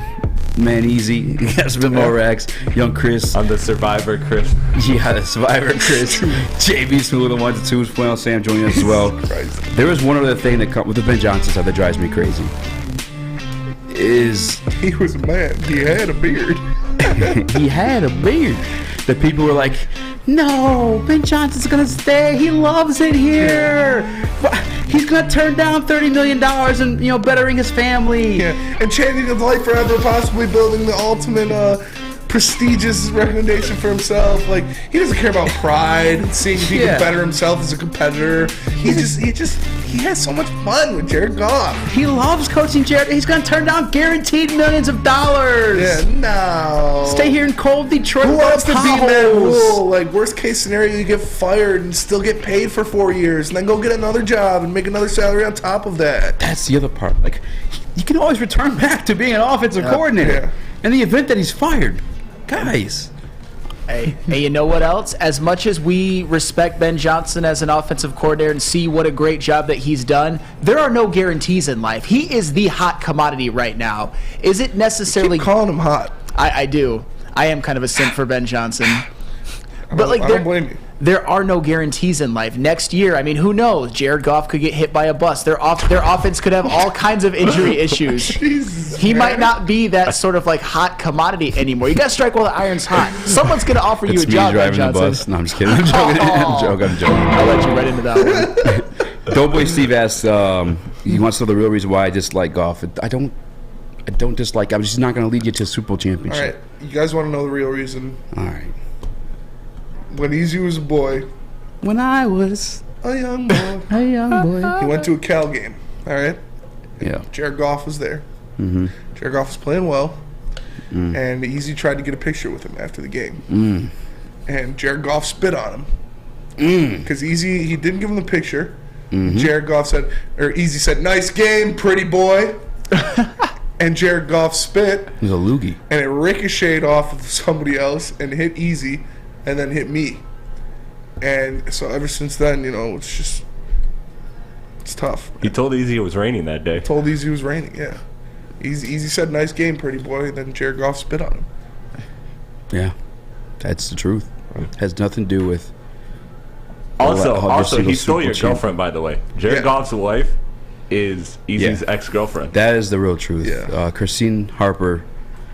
Baby, just come back, please. Baby, come back. I know he's got all that money, but come on, girl. You can blame it. What y'all had was special. Yeah, what we had was special. She doesn't need the money anyway. I know to touch you on the right spots, girl. Oh, my God. Oh, my. All right. Oh, come on. No, baby, please. Yeah, Jared Goff stole my girlfriend. It's Christine Harper. And now Eazy's pregnant. Yeah, Jared Goff spit on me and I became pregnant with Bryson. He got Eazy pregnant and then never called him back. Then left him. Tough. Terrible, man. Detroit Lions were ranked 4th in the NFC by Pro Football Talk, which is, as much as I appreciate the content they provide in terms of like NFL news and the landscape, Mike Florio is a Vikings fan, and he shows his like disdain for like, I feel like a lot of the NFC North teams, more specifically the Detroit Lions. It feels like he tried putting Baker Mayfield on us, like that was a real thing. He's underrated us like when we just didn't deserve to. But this at the end of this season, he put we have a graphic for this one too, Chris. The Detroit Lions, the 4th best team in the NFC. That's how you know this change is real. This ain't the same old Lions. This don't happen with this guy specifically. Speaking, how you feel about that? It's pretty funny that he's got the Vikings at 3, even though the Lions dog walked the Vikings. Dog walked the Vikings. I like it though. I am appreciative of the Detroit Lions getting this, but like you spoke about the Detroit Lions dog walking the Vikings. How about the Cowboys dog walking the Lions and then them being at 5 behind the Lions? That's long time ago. Forgot about that. Long time ago. Yeah. What are you talking about? So the public enemy. We talk about the last 7 weeks. Get out of my head, Ben Johnson. Yeah. We talk about the last 7 weeks of the season. That's it. No, but that is respect. That is something they're real. They're recognized as a dangerous team in the NFC. This is Ben Johnson drugs kicking in. Ben is the cookie Beth gave me. She drugged it. But Ben Johnson has the Detroit Lions firing on all cylinders on offense. Aaron Glenn has that defense firing on all cylinders at the end of the season. And you look at what Dan Campbell has done, keeping these young guys fresh, making sure they're not turning the ball over, making sure they're not committing stupid penalties, making sure everybody's ready to go. This is being recognized by the national media, by national powers in football, that The Lions are not a team to be trifled with. The Lions are not the team that you go over there and it's a joke. You don't got to worry about them. They'll kick you in the mouth and they'll bite your kneecap, and you'll lose to them if you're not prepared, as we saw for a majority of teams at the end of the year. So I was happy with it. Putting them above the Cowboys was something. It was a choice. I think if you replay that game, the Lions do win. If you replay that Cowboys game right now, I think the Lions do win. And yeah, they're a scary team, man. Nobody wanted them in the playoffs. Even the 49ers, as I don't think the Lions would beat the 49ers. But I'll tell you right now, I bet the Niners are damn happy that they're seeing the Seahawks in the first round instead of the Detroit Lions. Tell you can take that to the bank. I got Kyle Shanahan's phone number. He called me last night at 3 a.m. and said, "Hey, big head." And then we started talking. Hey, big head, you up? And then we started talking. What you doing? And he said, "I'm glad your Lions aren't playing us." He did. I saw the text. Yeah. Beth tried airdropping it to us. Yeah, she did. I can't give up his number, though. Final Sam? No, I here's the thing when it comes to the Lions. They would be a dangerous playoff team if they got in. I would pick them to beat every single team in the NFC besides the Eagles and the 49ers. They almost beat the Eagles week 1. They almost beat the Eagles week 1. I mean, they did beat the Vikings. They did beat the Giants. They probably should have beat the Seahawks if they could have gotten a stop. But even that Seahawks game, that was kind of before their defense had even really kind of like found its stride. And they were also missing in that game Jerry Jacobs, John Kaminsky, James Houston, Romeo Okwara, Josh Pascal. Aiden Hutchinson hadn't quite developed yet. Kirby Joseph was pretty much a non-factor. That was not the same defense. The Cowboys, that's a tough one because I do think the Cowboys are a good team, and the Lions obviously got blown out by them, but it was more because of the Lions. They kept turning the football over. Jared Goff threw picks, fumbled, Jamal Williams fumbled at the goal line. The Tampa Bay Buccaneers, I always say that the only way that the Lions would lose to the Buccaneers is because of the Brady luck. Brady would will his defense to force a fumble or a turnover, or force like a Jamal Williams or even an Amon-Ra St. Brown or DJ Chark to step out of bounds instead of getting a first down. But the Lions, they are dangerous. The rest of the NFC is happy as hell that the Lions didn't get into the playoffs because, shoot, I would probably pick them to win. Well, maybe not against the 49ers, but they would put up a hell of a fight. This is, over the last couple months, they've been one of the best teams in the NFL. They closed the season 8-2. Their defense, which was historically bad, was played well at the end of the year. Their offense was top 5 all season. But it almost kind of feels like a missed opportunity that they didn't make the playoffs. Am I wrong? No, you're not wrong at all. I mean, the curb stomped the Packers on the way out. Yes. You know, had that been on the line, and again, we did have that little debate yesterday. Like, they did play a little bit like differently, with nothing on the line. Like that 4th down play, we weren't quite sure if Campbell would have done that if there were playoffs on the line in that situation. But 110%, I agree with you. I mean, the Giants, they already beat at home. The Vikings have already beat, and they've almost beat them at their places, as you said. The Buccaneers, I could definitely see some Tom Brady-ish happening. That just always seems to happen in his career, time and time over again. The Cowboys, I would be worried against, not going to lie to you. Seahawks, I'm not worried. I mean, it's really just the 49ers, Eagles, and Cowboys that I think would be threats to the Detroit Lions if they were to be in this NFC playoffs. Yeah, they'd probably lose to the Eagles and the 49ers. Then Cowboys, I put a question mark because I do think the Lions would be able to beat the Cowboys. I mean, if we're being honest about that game, they were in it. The only difference, honestly, was the turnovers. Yeah, and it's a different team from what it is now. If I'm not mistaken, wasn't it a 1-score game at the point that Jamal fumbled at the goal line? I think so. I'm gonna run it back real quick. I gotta know. I feel like that was the case. No, it definitely was. Yeah, that's why they lost. That's why the Lions lost that game, was because of turnovers, was because of missed opportunities. Yeah. And what have they been doing since the Packers, their first game against the Packers? Not turning the ball over at all. And when you don't turn the ball over, you had that explosive of an offense and you force turnovers against other teams, you can beat anybody. Yeah. And one thing, too, one narrative I want to, dismiss a little bit, because part of it is true. The Detroit Lions defense was, horrendous to begin the year. The youngest defense in the league, by the way. But as the year progressed, and I'm not mistaken, it could be the last 10 games, or maybe it's the last 8 games, but if you were to take that sample size, and you were to rank it amongst the NFL, Detroit Lions were top 5 defense in the league at that point, which is crazy to say. Well, I mean, a DVOA, I should say. They allowed less than 20 points 6 times in those 10 games. And if you allow less than 20, especially with the Lions offense, you're probably going to win 95+% of the time. And in those 6 games, the Lions were 6-0. So a lot of their sort of resurgence was because the defense played so much better. I mean, the offense over the totality of the season was good pretty much the whole year. I mean, they scored 45 in a loss to Seattle and 35 in a loss to Philadelphia. There's not much more they could have done. But it was that defense that stepped up. And like I said, went from being historically bad to pretty damn good. And at times even, dare I say, dominant.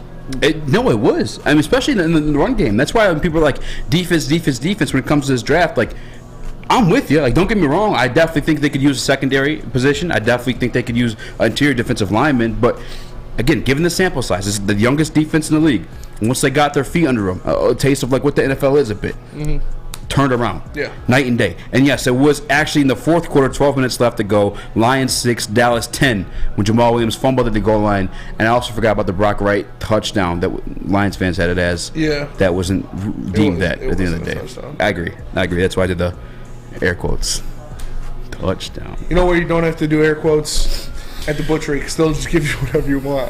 The butchery, the official meat supplier Great segue. of the Woodward Sports Network. You can call them at 248-682-2697. Yes, that's 248-682-COWS, or move on over and order online at thebutcherysl.com. Shipping included for Woodward Sports customers. The Butchery, meats, eats, and treats. Sandwiches to die for. Wagyu meats and artisan breads inspired by the legend Chef Dave.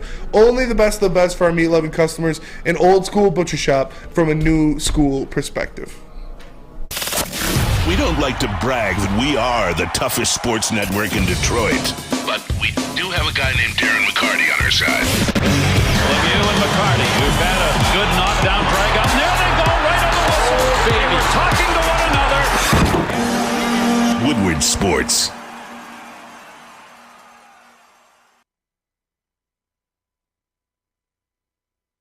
Hi, I'm John from Better Rate Mortgage, and to me, family is more than blood. That's why I have the biggest family in Metro Detroit. If you're looking to buy a house or refinance and need a loan, come get treated better than family by me and our entire team here at Better Rate Mortgage. We pride ourselves on giving you better advice, better service, and a better loan experience. That's why we are Better Rate. If you're looking for a new mortgage, come get treated like family. Actually, better with Better Rate Mortgage.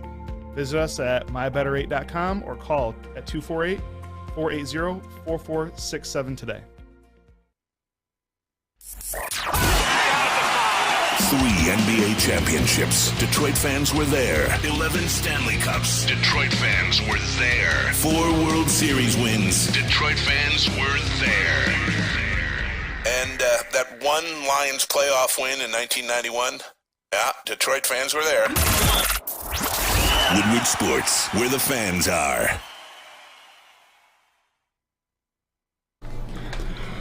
Downtown Detroit is all decked out with the return of the Cadillac Lodge and Monroe Street Midway. The Midway has a giant slide, winter bumper cars, and an indoor arcade to keep you warm when you're done playing outside. Plus, you can grab drinks at the Lodge before or after games. Shop, eat, and play downtown all winter long with Decked Out Detroit. Uptime. .com. Dude, there's no .com on that one, is there? Yes. Oh, okay. DeckToutDetroit.com. Yeah, it's actually it's spelled out too, like DOTCON. How do you do jazz hands? Do you do it this way or this way? Zatarans.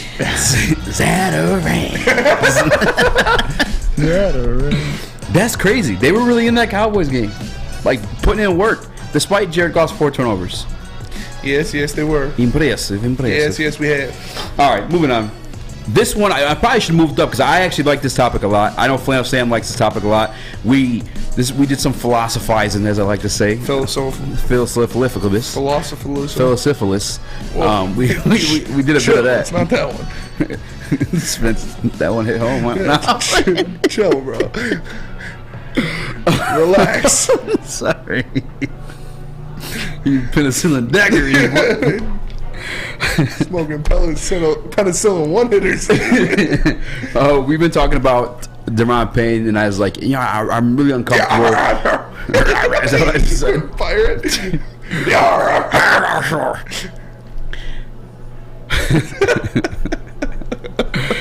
NFL players, I found this trend. When they're on these contract years, they seem to have these baller-ass years. And it dates back to when we had the Dominican Sue. We actually witnessed one this year with Jamal Williams. Jamal Williams is a free agent this upcoming season. He had his first 1,000-yard season and broke Barry Sanders' record. Yes. Deron Payne had his highest 11.5 sacks. 11.5 sacks. Far his highest before them was 6, if I'm not mistaken. You even go to Tony Pollard, a free agent this year, had a hell of a year.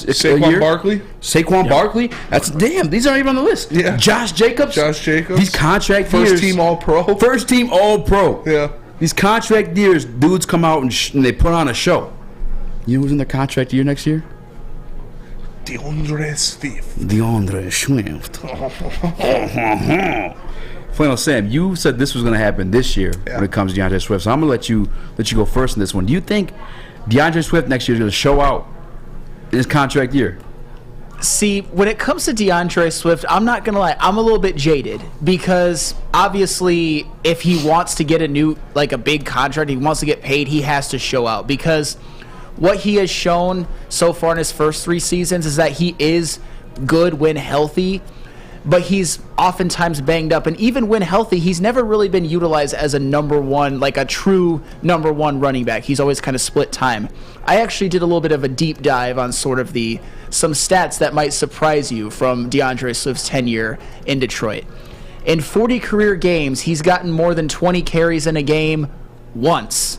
That even shocked me when I saw that. In 20 carries, that's a lot, but that's not like a ton. In 40 games. It's Pittsburgh, wasn't it? Yes, he had 33. And that obviously that was like kind of the one sort of like bell cow sort of game. And in 40 games, he has rushed for 100 yards 4 times. Which, I mean, that's not great, especially for being sort of a guy that has the talent of a number one running back, that has the talent, honestly, as a top 5 back in the league. And in 40 games, we all talk about how he's a threat catching the ball in the backfield, which he is. He has only had 50 or more receiving yards 7 times. And his career high in rushing yards in a season is 617.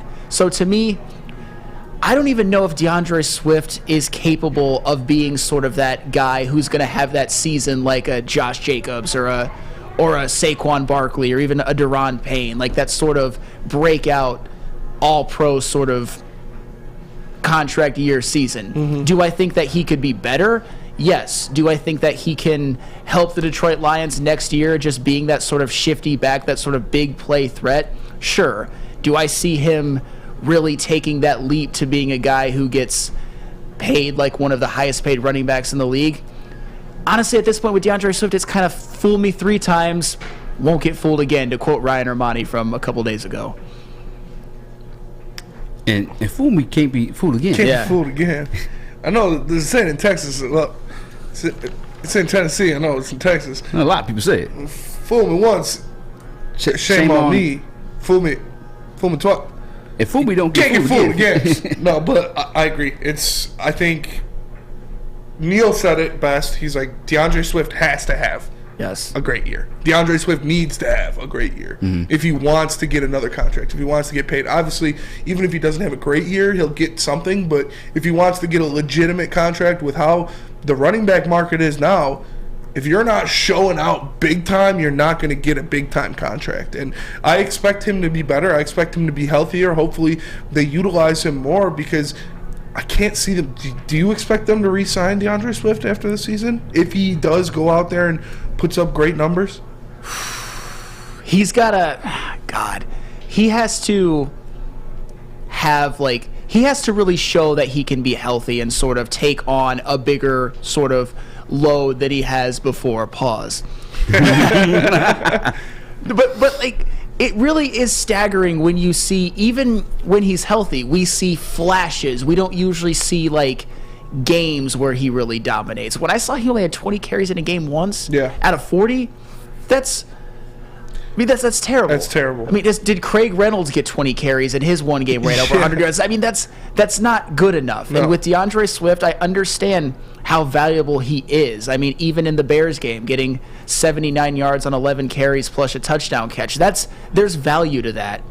But I don't think he's a number one capable of sort of having that super breakout year. I could see him setting his career high in rushing yards next season, but his career high is 617. Yeah. That's not that big of an ask. I could see him being... Shorty got a big old ass. Man, that's a big ass. Man, that's a big ass. I could see him getting more opportunities out of the backfield, but it's not like he's like Christian McCaffrey, who's having 1,000-yard rushing and receiving seasons. To me, he kind of is what he is. He might be the best version of himself next year, but I don't ever see him being a star. Listen, you may be right, but there's a year to find out. It's next year. It is. When that guap, that moolah's in the line. And it's an interesting trend. It's one I'm not a big fan of because it winds up getting guys. Remember Albert Hainsworth? Like, I'm scared of like those situations when I see this happening, you know? But I can see it, especially if the Detroit Lions move forward and draft another running back, one that, to take a lesser load off of Swift, because then he could just be in there for the explosive plays. Or, I don't know. I'm really just banking on being a Lions fan at this point. I'm pulling one of those, maybe Ben Johnson will stay. I'm definitely doing that in this scenario. But these guys just keep having career years in the contract year. DeAndre Swift was a second-round pick, so if we're keeping it a buck, he didn't get the biggest deal out of your typical like early-round running backs. So he's going to want a bag. He's going to have to put it all on the line. I think this year he did prove one thing to do, Staley, and when that was asked of him in the beginning of the season, is for him to play through these injuries. He finished this year with a high ankle sprain and a separated shoulder. Only missed, 2 or 3 games? And still was productive in the moments he could be productive because, again, he was banged up. But he could play through those situations, and I think he was a big part in the Chicago game, although that was a bit of a blowout. I think he played that big of a role in the Packers game, but I understand it because there was nothing, nothing on the line that one other than like a little bit of pride. But I could see it out of him. It just, can he stay healthy enough to do it? He's got the talent to do it. That's the thing that I think is so frustrating about DeAndre Swift. We see what he can be. We see all the physical skills. He's just, I don't know if he's necessarily built to be sort of a number one. I could see him being like just a guy who's like splits carries 50-50. And you talk about Eazy, how he did play hurt at times in the year. You saw that he was banged up. But he also had a 5-game stretch in which he had 23 carries for 61 yards, which is pretty much, with all due respect to DeAndre Swift, a pretty useless 5-game stretch, a pretty paltry five-game stretch. So with DeAndre Swift, a lot of it is just, we see the ability, we see what he can do, we see the flashes, we see week 1 of this year, but I need him to show us consistently, and I don't know if he's capable. We'll have to see. He hasn't been as far at this point in his career. JB Smooth. We do have a gentleman trying to call in to make a bet. Unfortunately, he wasn't able to. What's going on, you said?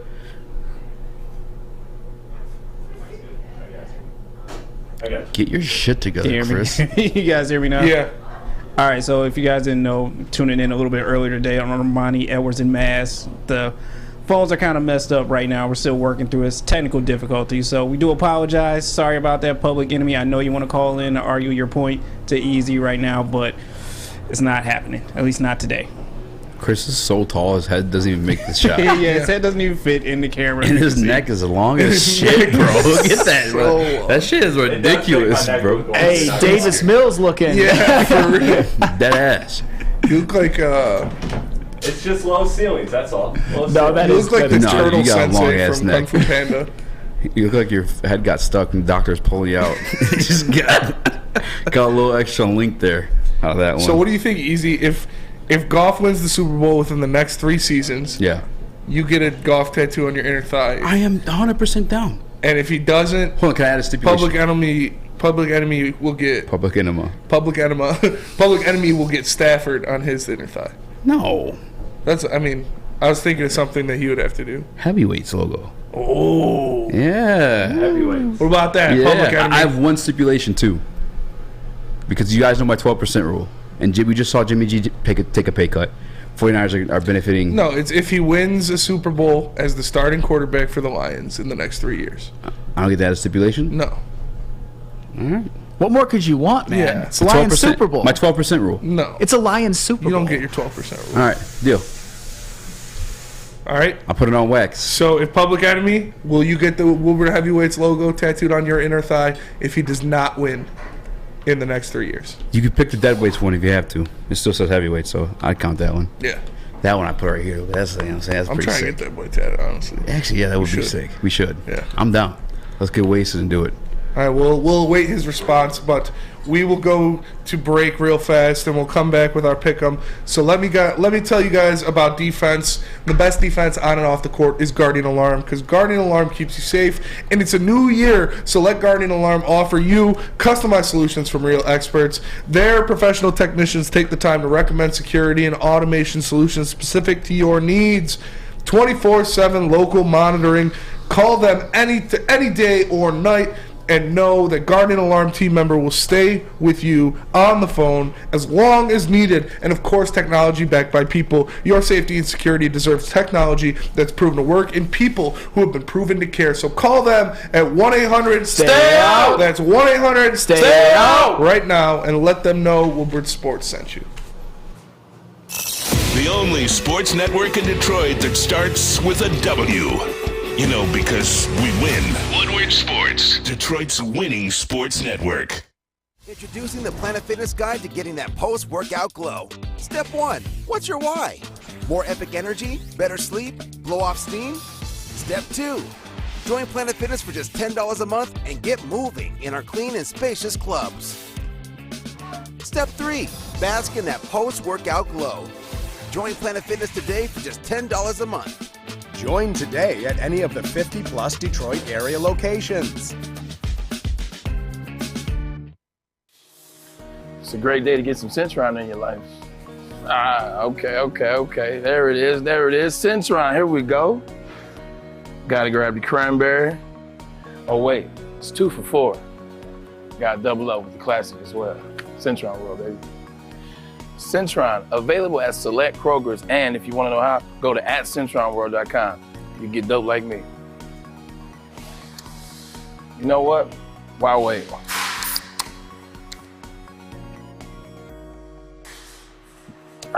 Great taste, guaranteed.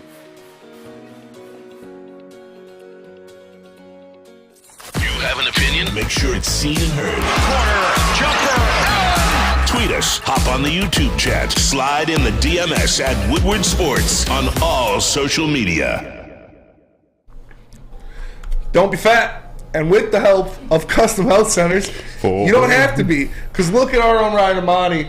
Look at the changes he's made to his body. Wow. But in all seriousness, That's Ryan Armani wanted to lose some weight, and he asked Custom Health Centers to help him. There. And he is already down upwards of 25 pounds, all thanks to Custom Health Centers.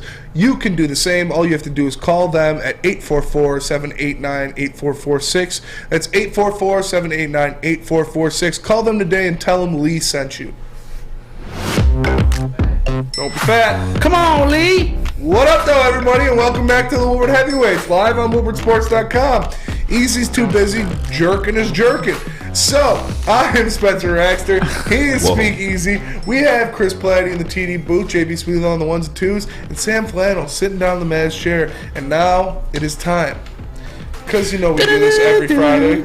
We're ratcheting up the odds a little bit for the playoffs. The loser of the pick'em has to take a shot of ketchup straight from the teat of the mater. A shot of ketchup. I really don't want to lose this one. But first things first, we're starting with Chris. Chrissy boy. How you supposed to? No. Seahawks versus 49ers. Sheesh, Who do you dude. got? Do we really don't do Chrissy boy? Why? Don't do that. That's just I don't want to hear a grown man call me Chrissy boy. I just don't. All right, Chrissy boy. Seahawks versus 49ers. Who do you got? Oh wait. All right. I'm gonna remember that. Seahawks versus 49ers. Yes. 49ers all day. Nine like mine. Yeah, I'm gonna remember that. Real scared of Chris, huh? Oh, Joe G's. Oh. He's gonna dog Shaking in me. my boots. Flannel, who do you got? I have the 49ers in this one. They're obviously the much better team, best defense in the NFL, and have Christian McCaffrey, Deebo Samuel, Brandon Ayuk, George Kittle, those kind of weapons, Kyle Shanahan's offensive system, and Trent Williams. Give me the San Francisco 49ers. JB, who do you got? I feel like we're all going to take the same picks on this one, but give me the 49ers as well. What's the game? Easy. Seahawks and Niners. 100%. 49ers. Yeah. I'm also taking the 49ers. I'm telling you, I wouldn't be surprised. And that's going to be my lock. Surprise, we're mother doing lovers. locks? Yeah, we're doing locks. I know we're doing locks. Damn. We've done logs basically every week. Racist. 49ers are going to be my lock. Next up, Chrissy Boy. Giants versus Vikings. Who do you got? Ooh. My heart, honestly, because I'm actually trying to get it right this time. I don't want that shot at catch-up. My heart is kind of telling me to pick the Giants, but F that. We going with the Vikings. I'll take the Vikings. But my heart's telling me Giants. Going with the Vikings. Flannel, who do you got? I gotta go with the Vikings as well. I mean, I'm not sold on the Vikings being this sort of dominant team. They were outscored on the year, but the New York Giants to me are one of the worst rosters I've ever seen in the playoffs. It was a miracle they got there. Give me the Vikings. JB. Vikings. Come on. Come on. Come on, Jefferson. Come on, man. He does. Come on, man. You didn't even change your voice. It's just there. Easy. Who do you got? Do it. Vikings. Oh, loser. I'm also going Vikings. Justin Jefferson is too good. Dalvin Cook is too good. I don't trust Daniel Jones enough. Chrissy Boy. Cowboys versus Bucks. Poor Chris. Who do you got? Gotta go with TB12. Got to. Chris is going with Tampa Bay. Call him fat or something. Sam Flannel. Who do you got? I'm so scared of this game. I am gonna go with the Buccaneers as well because, like I always say, some cosmic stuff happens when Tom Brady is quarterback on to other teams. Mm-hmm. I could see the Cowboys jumping out to like an early lead, maybe have a 10 to 14 point lead with a chance to put it away, really drive a stake. Dak Prescott throws a red zone interception. That's what's gonna happen, and then the Buccaneers are gonna come back. And the Cowboys are just going to keep puckering because that's what the Cowboys have done since the mid-90s. Give me the Tampa Bay Buccaneers. I hate to say it. All right. JB, who do you got? They messed up by letting 12 in the playoffs. Give me Tampa Bay on this one. Oh, easy. Tampa Bay Buccaneers wear red as a uniform and says same color as ketchup. Both you two on the line for drinking some ketchup next week because I got the Dallas Cowboys. I like that defense. Micah Parsons going to put that old man in a blender. I also have the Dallas Cowboys. I think they're going to take care of business. I think they have one of the best. Obviously, they have one of the best pass rushing defenses in the NFL. Tristan Wirfs is still out. I don't like Tampa Bay's offensive line very much. I think Micah Parsons They also the Falcons. rips Tom Brady's head off. They play in the worst division in football. I hope to God you're right. They barely got through. Next up, Christopher. So I can drink ketchup. Chargers versus Jaguars. Who do you got? This one. This is a tough one. This one. Yeah. And not because I don't know anybody that's not named Justin Herbert in this game. Actually, I know the Jaguars quarterback too. I'm gonna go the Chargers. Jaguars were a little inconsistent for me this year. I ain't taking that shot at ketchup. No way. All right, Flannel Sam. I'm going to go with the Chargers as well. This is the one where Justin Herbert silences his one doubter, Neil Rule. He really has one doubter. Austin Eckler had a hell of a year. And that defense, guess what? It's been banged up a lot. It's healthy. Joey Bosa's healthy. Derwin James, Asante Samuel Jr., and Khalil Mack all playing. Give me the Chargers. JB? I'm taking the Chargers as well. This is the Jags. I don't really have any confidence in Trevor Lawrence, so. Easy. I think Brandon Staley's a dodo bird. He is a dodo big old bird. stupid. It's funny because he was supposed to be like one of the genius young coaches, and Dan Campbell was supposed to be like the caveman, Fred Flintstone character. And I feel like it's just they switched roles a bit. Not that Dan Campbell's a super genius still, but Brandon Staley looks like a dodo bird. Give me the Jags. Taking the Jags. I feel like it. Yeah, I feel like they might have lost some momentum and faith in the head coach after last week. I'm going to take the Jags as well, dude. I'm just saying, you look at what they're doing. They're at home. Doug Peterson is infinitely better of a coach than Brandon Staley. Yeah. Mike Williams being out is going to be big. Jags are hot. Trevor Lawrence is hot. They've won multiple different ways too, through defense, especially the Chargers really just been their offense. I'm rolling with the Yags. Next up, we got Christopher. Dolphins versus Bills. I mean, do I have to ask anybody on this one? Is anybody taking the Dolphins? Dolphins lock. No, I'm playing. Oh, I'm playing. he said it. He said it. He I'm said playing. it. I'm just kidding. Bills. Bills? Bills lock. Bills lock. That's a good lock. Yeah. Anyway, nobody's taking the Dolphins, right? No. It's not fair. I want that to be my lock. No, I mean. Well, you Chris didn't want me to go goes first. He wore the You didn't want me to go first, Easy. I'm not gonna lie to you He guys. wore the suit enough times that he deserves to go first and get the first shot at locks. It's not just like that's fair. It's not just the ketchup that's got me nervous. It's also the fact that I ain't never lost, but I'm like real nervous that when I lose, everybody's taking Buffalo. Ketchup in the hot dog suit, by the way. All right, Christopher, back to you. Final game of the weekend: Ravens versus Bengals. Who do you got? Bengals all day. Joe Burrow's Big that Joe boy. Burrow guy. Oh yeah. Flannel? Bengals, no question about it, whether Lamar Jackson plays or not. But if Lamar Jackson doesn't play, the Ravens score fewer than 10 points. Give me the Bengals. JB?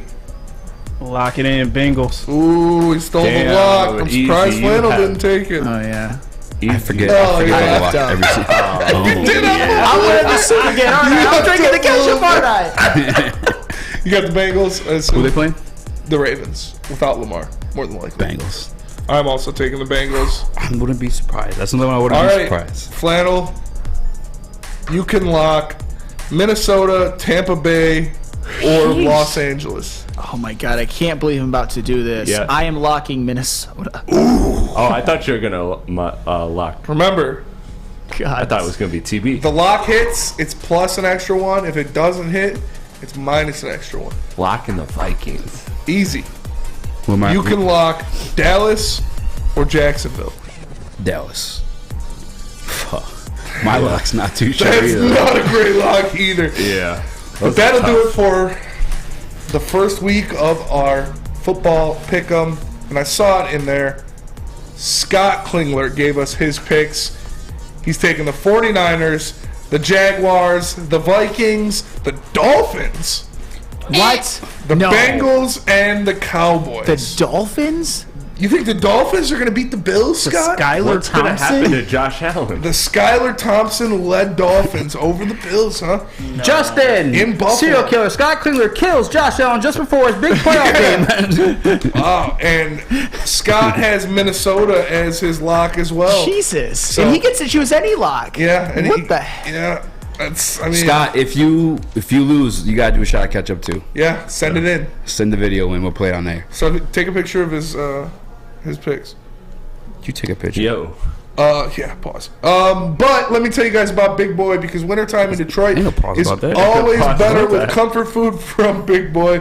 Try the classic meatloaf or Cajun chicken Alfredo. What about breakfast? The stuffed potato pancakes are back. They got the Lumberjack, the Santa Fe Garden, or the Blockbuster. Stop by your local Big Boy today and satisfy those taste buds. Get a shot up. This is for the win. All of Detroit's sports teams live on Woodward. All of Detroit's sports coverage lives on Woodward Sports. Driving the best in Detroit sports coverage. When it comes to making your haircut truly an experience, there's no better place than Lady Jane's Haircuts for Men. Come to any one of our 26 Metro Detroit locations for an award-winning haircut experience and qualify for a chance to win a down payment for your dream home up to $200,000. Our precision haircut and talented stylists will have you looking good, feeling good, and give you a chance to change your life forever. Lady Jane's Haircuts for Men, open 7 days a week. Walk in anytime. It's wicked awesome.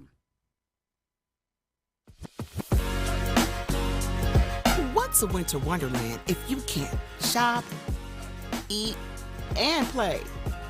Lucky for you, you can do it all at the Downtown Detroit Market, Cadillac Lodge, and the new winter version of the Monroe Street Midway, all located just across the street from Campus Martius Park.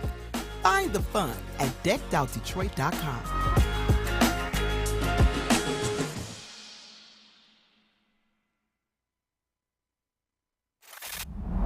Love Woodward Woodward Sports? Love wearing clothes? Then you should be wearing Woodward Sports clothes. Check out our full line of merch at woodwardsports.com. Just click on shop. We have all your favorite designs, like Dan Campbell kneecaps, Beverly Hills Golf, Woodward Golf, and of course, our own logoed out merchandise. Men, women, infants, kids all love Woodward Sports. Impress your friends. Impress your boss. Impress your dog. Buy Woodward Sports merch today. Chili Peppers Tanning is where you'll find the cleanest salons in the D. cleanest. Spotless, sanitized rooms with trained and certified tanning professionals. Join the Pepper Club where they beat all competitors by $5. $5? $5, y'all. That's a lot of ketchup you can pour in a shot. $5 worth of ketchup? That's a hell of a shot. Don't forget to pick up that Australian Gold, that designer skin, that Caltan, or that Swedish Beauty Lotion. ChiliPeppersTanning.com, the hottest bulbs, the hottest deals, the darkest tans. You know the deal. It's your vitamin D headquarters. 27 locations and more on the way. I do have to apologize. I slandered Scott Klingler's name. I read Adam Morrissey's picks instead. Scott's picks were the 49ers over Seattle, Chargers over Jacksonville, Minnesota over the Giants, Dallas over Tampa Bay, Buffalo over Miami, and Cincinnati over Baltimore, Minnesota being his lock. The away fan, I did watch that Red Wings game last night, and I like Jake Wallman a lot. I like him a lot. He was playing well. He was kind of the forgotten piece. Kind of the forgotten piece of that deal that sent Luke Witkowski and Nick Leddy to St. Louis for Oscar Sundqvist, but Wallman's been playing well, playing very well. Let me get a picture of these picks. Sam, while he's taking pictures of those picks, did you hear my interesting stat or fact from the other day? Ooh, which one in particular? So, are you familiar with my 12% rule? Yes, I am. Guess how many quarterbacks in the playoffs this year are on a rookie deal? God, it's hard to do the mental math so quickly. 4. 8. 8. Guess how many are underneath that 12%? 10. 12. Of 14. 12 of 14. Hey, there you go, man. By the numbers. By the numbers. Yeah, I think it was obviously Patrick Mahomes is one that's not underneath the 12%, and then the other one I don't know off the top of my head. All right, we're gonna do another pick 'em, but no stakes behind this one. What is it? Chris, what's your Super Bowl matchup? Who's the winner? Ooh, Super Bowl matchup. I got the Chiefs versus the Niners. Okay, who wins? And I'm taking the Chiefs. Patty Mahomes. Sam, do I even have to ask? You probably have the Chiefs winning too. I've got the Chiefs winning. I have them facing the 49ers. I think it's going to be the exact kind of same thing as 2019. But I expect everything. It's not good. Hey, I'll tell you what, though. Can you hear Chris right now? You have your headset in? Oh, I can hear. It's all good, man. You're next on his list, buddy. Hey. Chris Abbott, I'm playing. The 49ers have the best defense in the league, but the Kansas City Chiefs got Patrick Mahomes playing some of his best football of his career. Isaiah Pacheco. Hey, I think they found the best running back for the Kansas City Chiefs with Patrick Mahomes as the quarterback. Oh, I was gonna say. Yeah. What do you best running back in that draft? No. Travis Kelce's a damn good tight end. And that defense led by, I think, a guy who gets slept on. Is Chris Jones the best D tackle in the NFL? No. Yes. No. Yes. No? No. He's well up there. He is. Aaron Donald's the best defensive tackle in the NFL, guys. I'll tell you what, though. Like, was it 15.5 or 16.5 sacks? Not this year he wasn't. Well, he was hurt this year. Yeah, well. But he's the best You gotta be defensive healthy tackle to be in the the NFL. best. Chris Jones is healthy. He was the best. And Quinn Williams up there, too. Oh, for sure. I just think that the Chiefs have too much. And Patrick Mahomes, he's on a mission. Once you get to, like, Super Bowl number 2, Super Bowl MVP number 2, you're a made man. This is his year to do it. Give me the Chiefs over the 49ers. Cap hit's too high for me, guys. No, I'm just kidding. If I had to pick a guy, it'd be him. JB, who do you got? Who's the matchup? Who's the winner? Bills versus Eagles. The 1A QB in Josh Allen, Flannel, will beat the Philadelphia Eagles. Strays. Hold on. Say what you just said again? I said the 1A QB, Josh Allen, will beat the Philadelphia Eagles. Can I get a Flannel Sam's reaction to that one? I mean, I like Josh Allen, obviously, but right now he might be number 3 after Mahomes and Burrow. Tell your boy to stop throwing red zone picks. Hey, no more red zone picks when so much is on the line.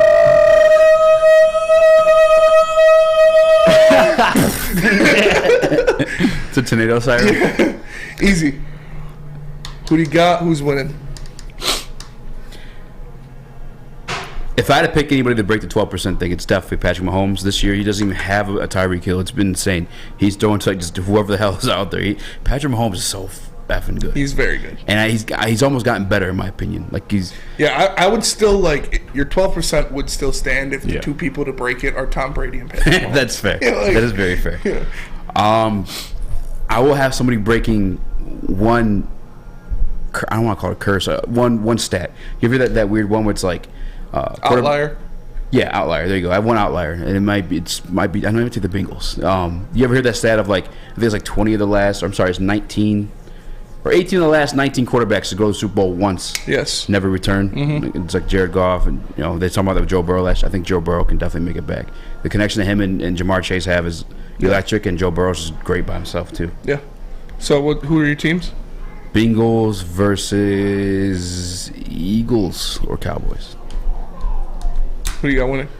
Bengals. I have the Bengals versus the Niners, and I got the Bengals winning. I agree with you. I think this is their year. I fucking love Joe Burrow, man. He's the man. He's so cool, so good. Jamar Chase is a stud, and he's going to be very rested because he didn't play for a lot of the season. Going into the playoffs, that will help.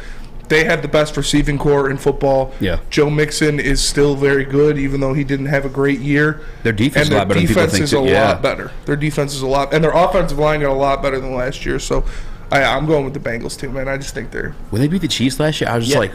They beat the Chiefs this year. Well, I was about to say, Spence, just as much as I am for the Chiefs, the Bengals, they're not scared of Arrowhead. No. And Arrowhead is a very, very tough place to play. They went in there in the AFC Championship last year and won. And they went in there this year and won. Yep. Yep. Bengals are impressive, man. I got the Bengals. But that'll do it for us today. We appreciate you all for watching us all week live on WoodwardSports.com. You know who we are. We're the heavyweights. You know when we are. We're live 5 to 7. For the man to my left, the one and only Speak Easy. Chris Platty in the TD booth. JB Smooth on the ones and twos. And our boy Flannel in the Maz chair. I am Spencer Raxter. We are the Woodward Heavyweights. And we'll catch you guys on Monday. Peace. Lions were in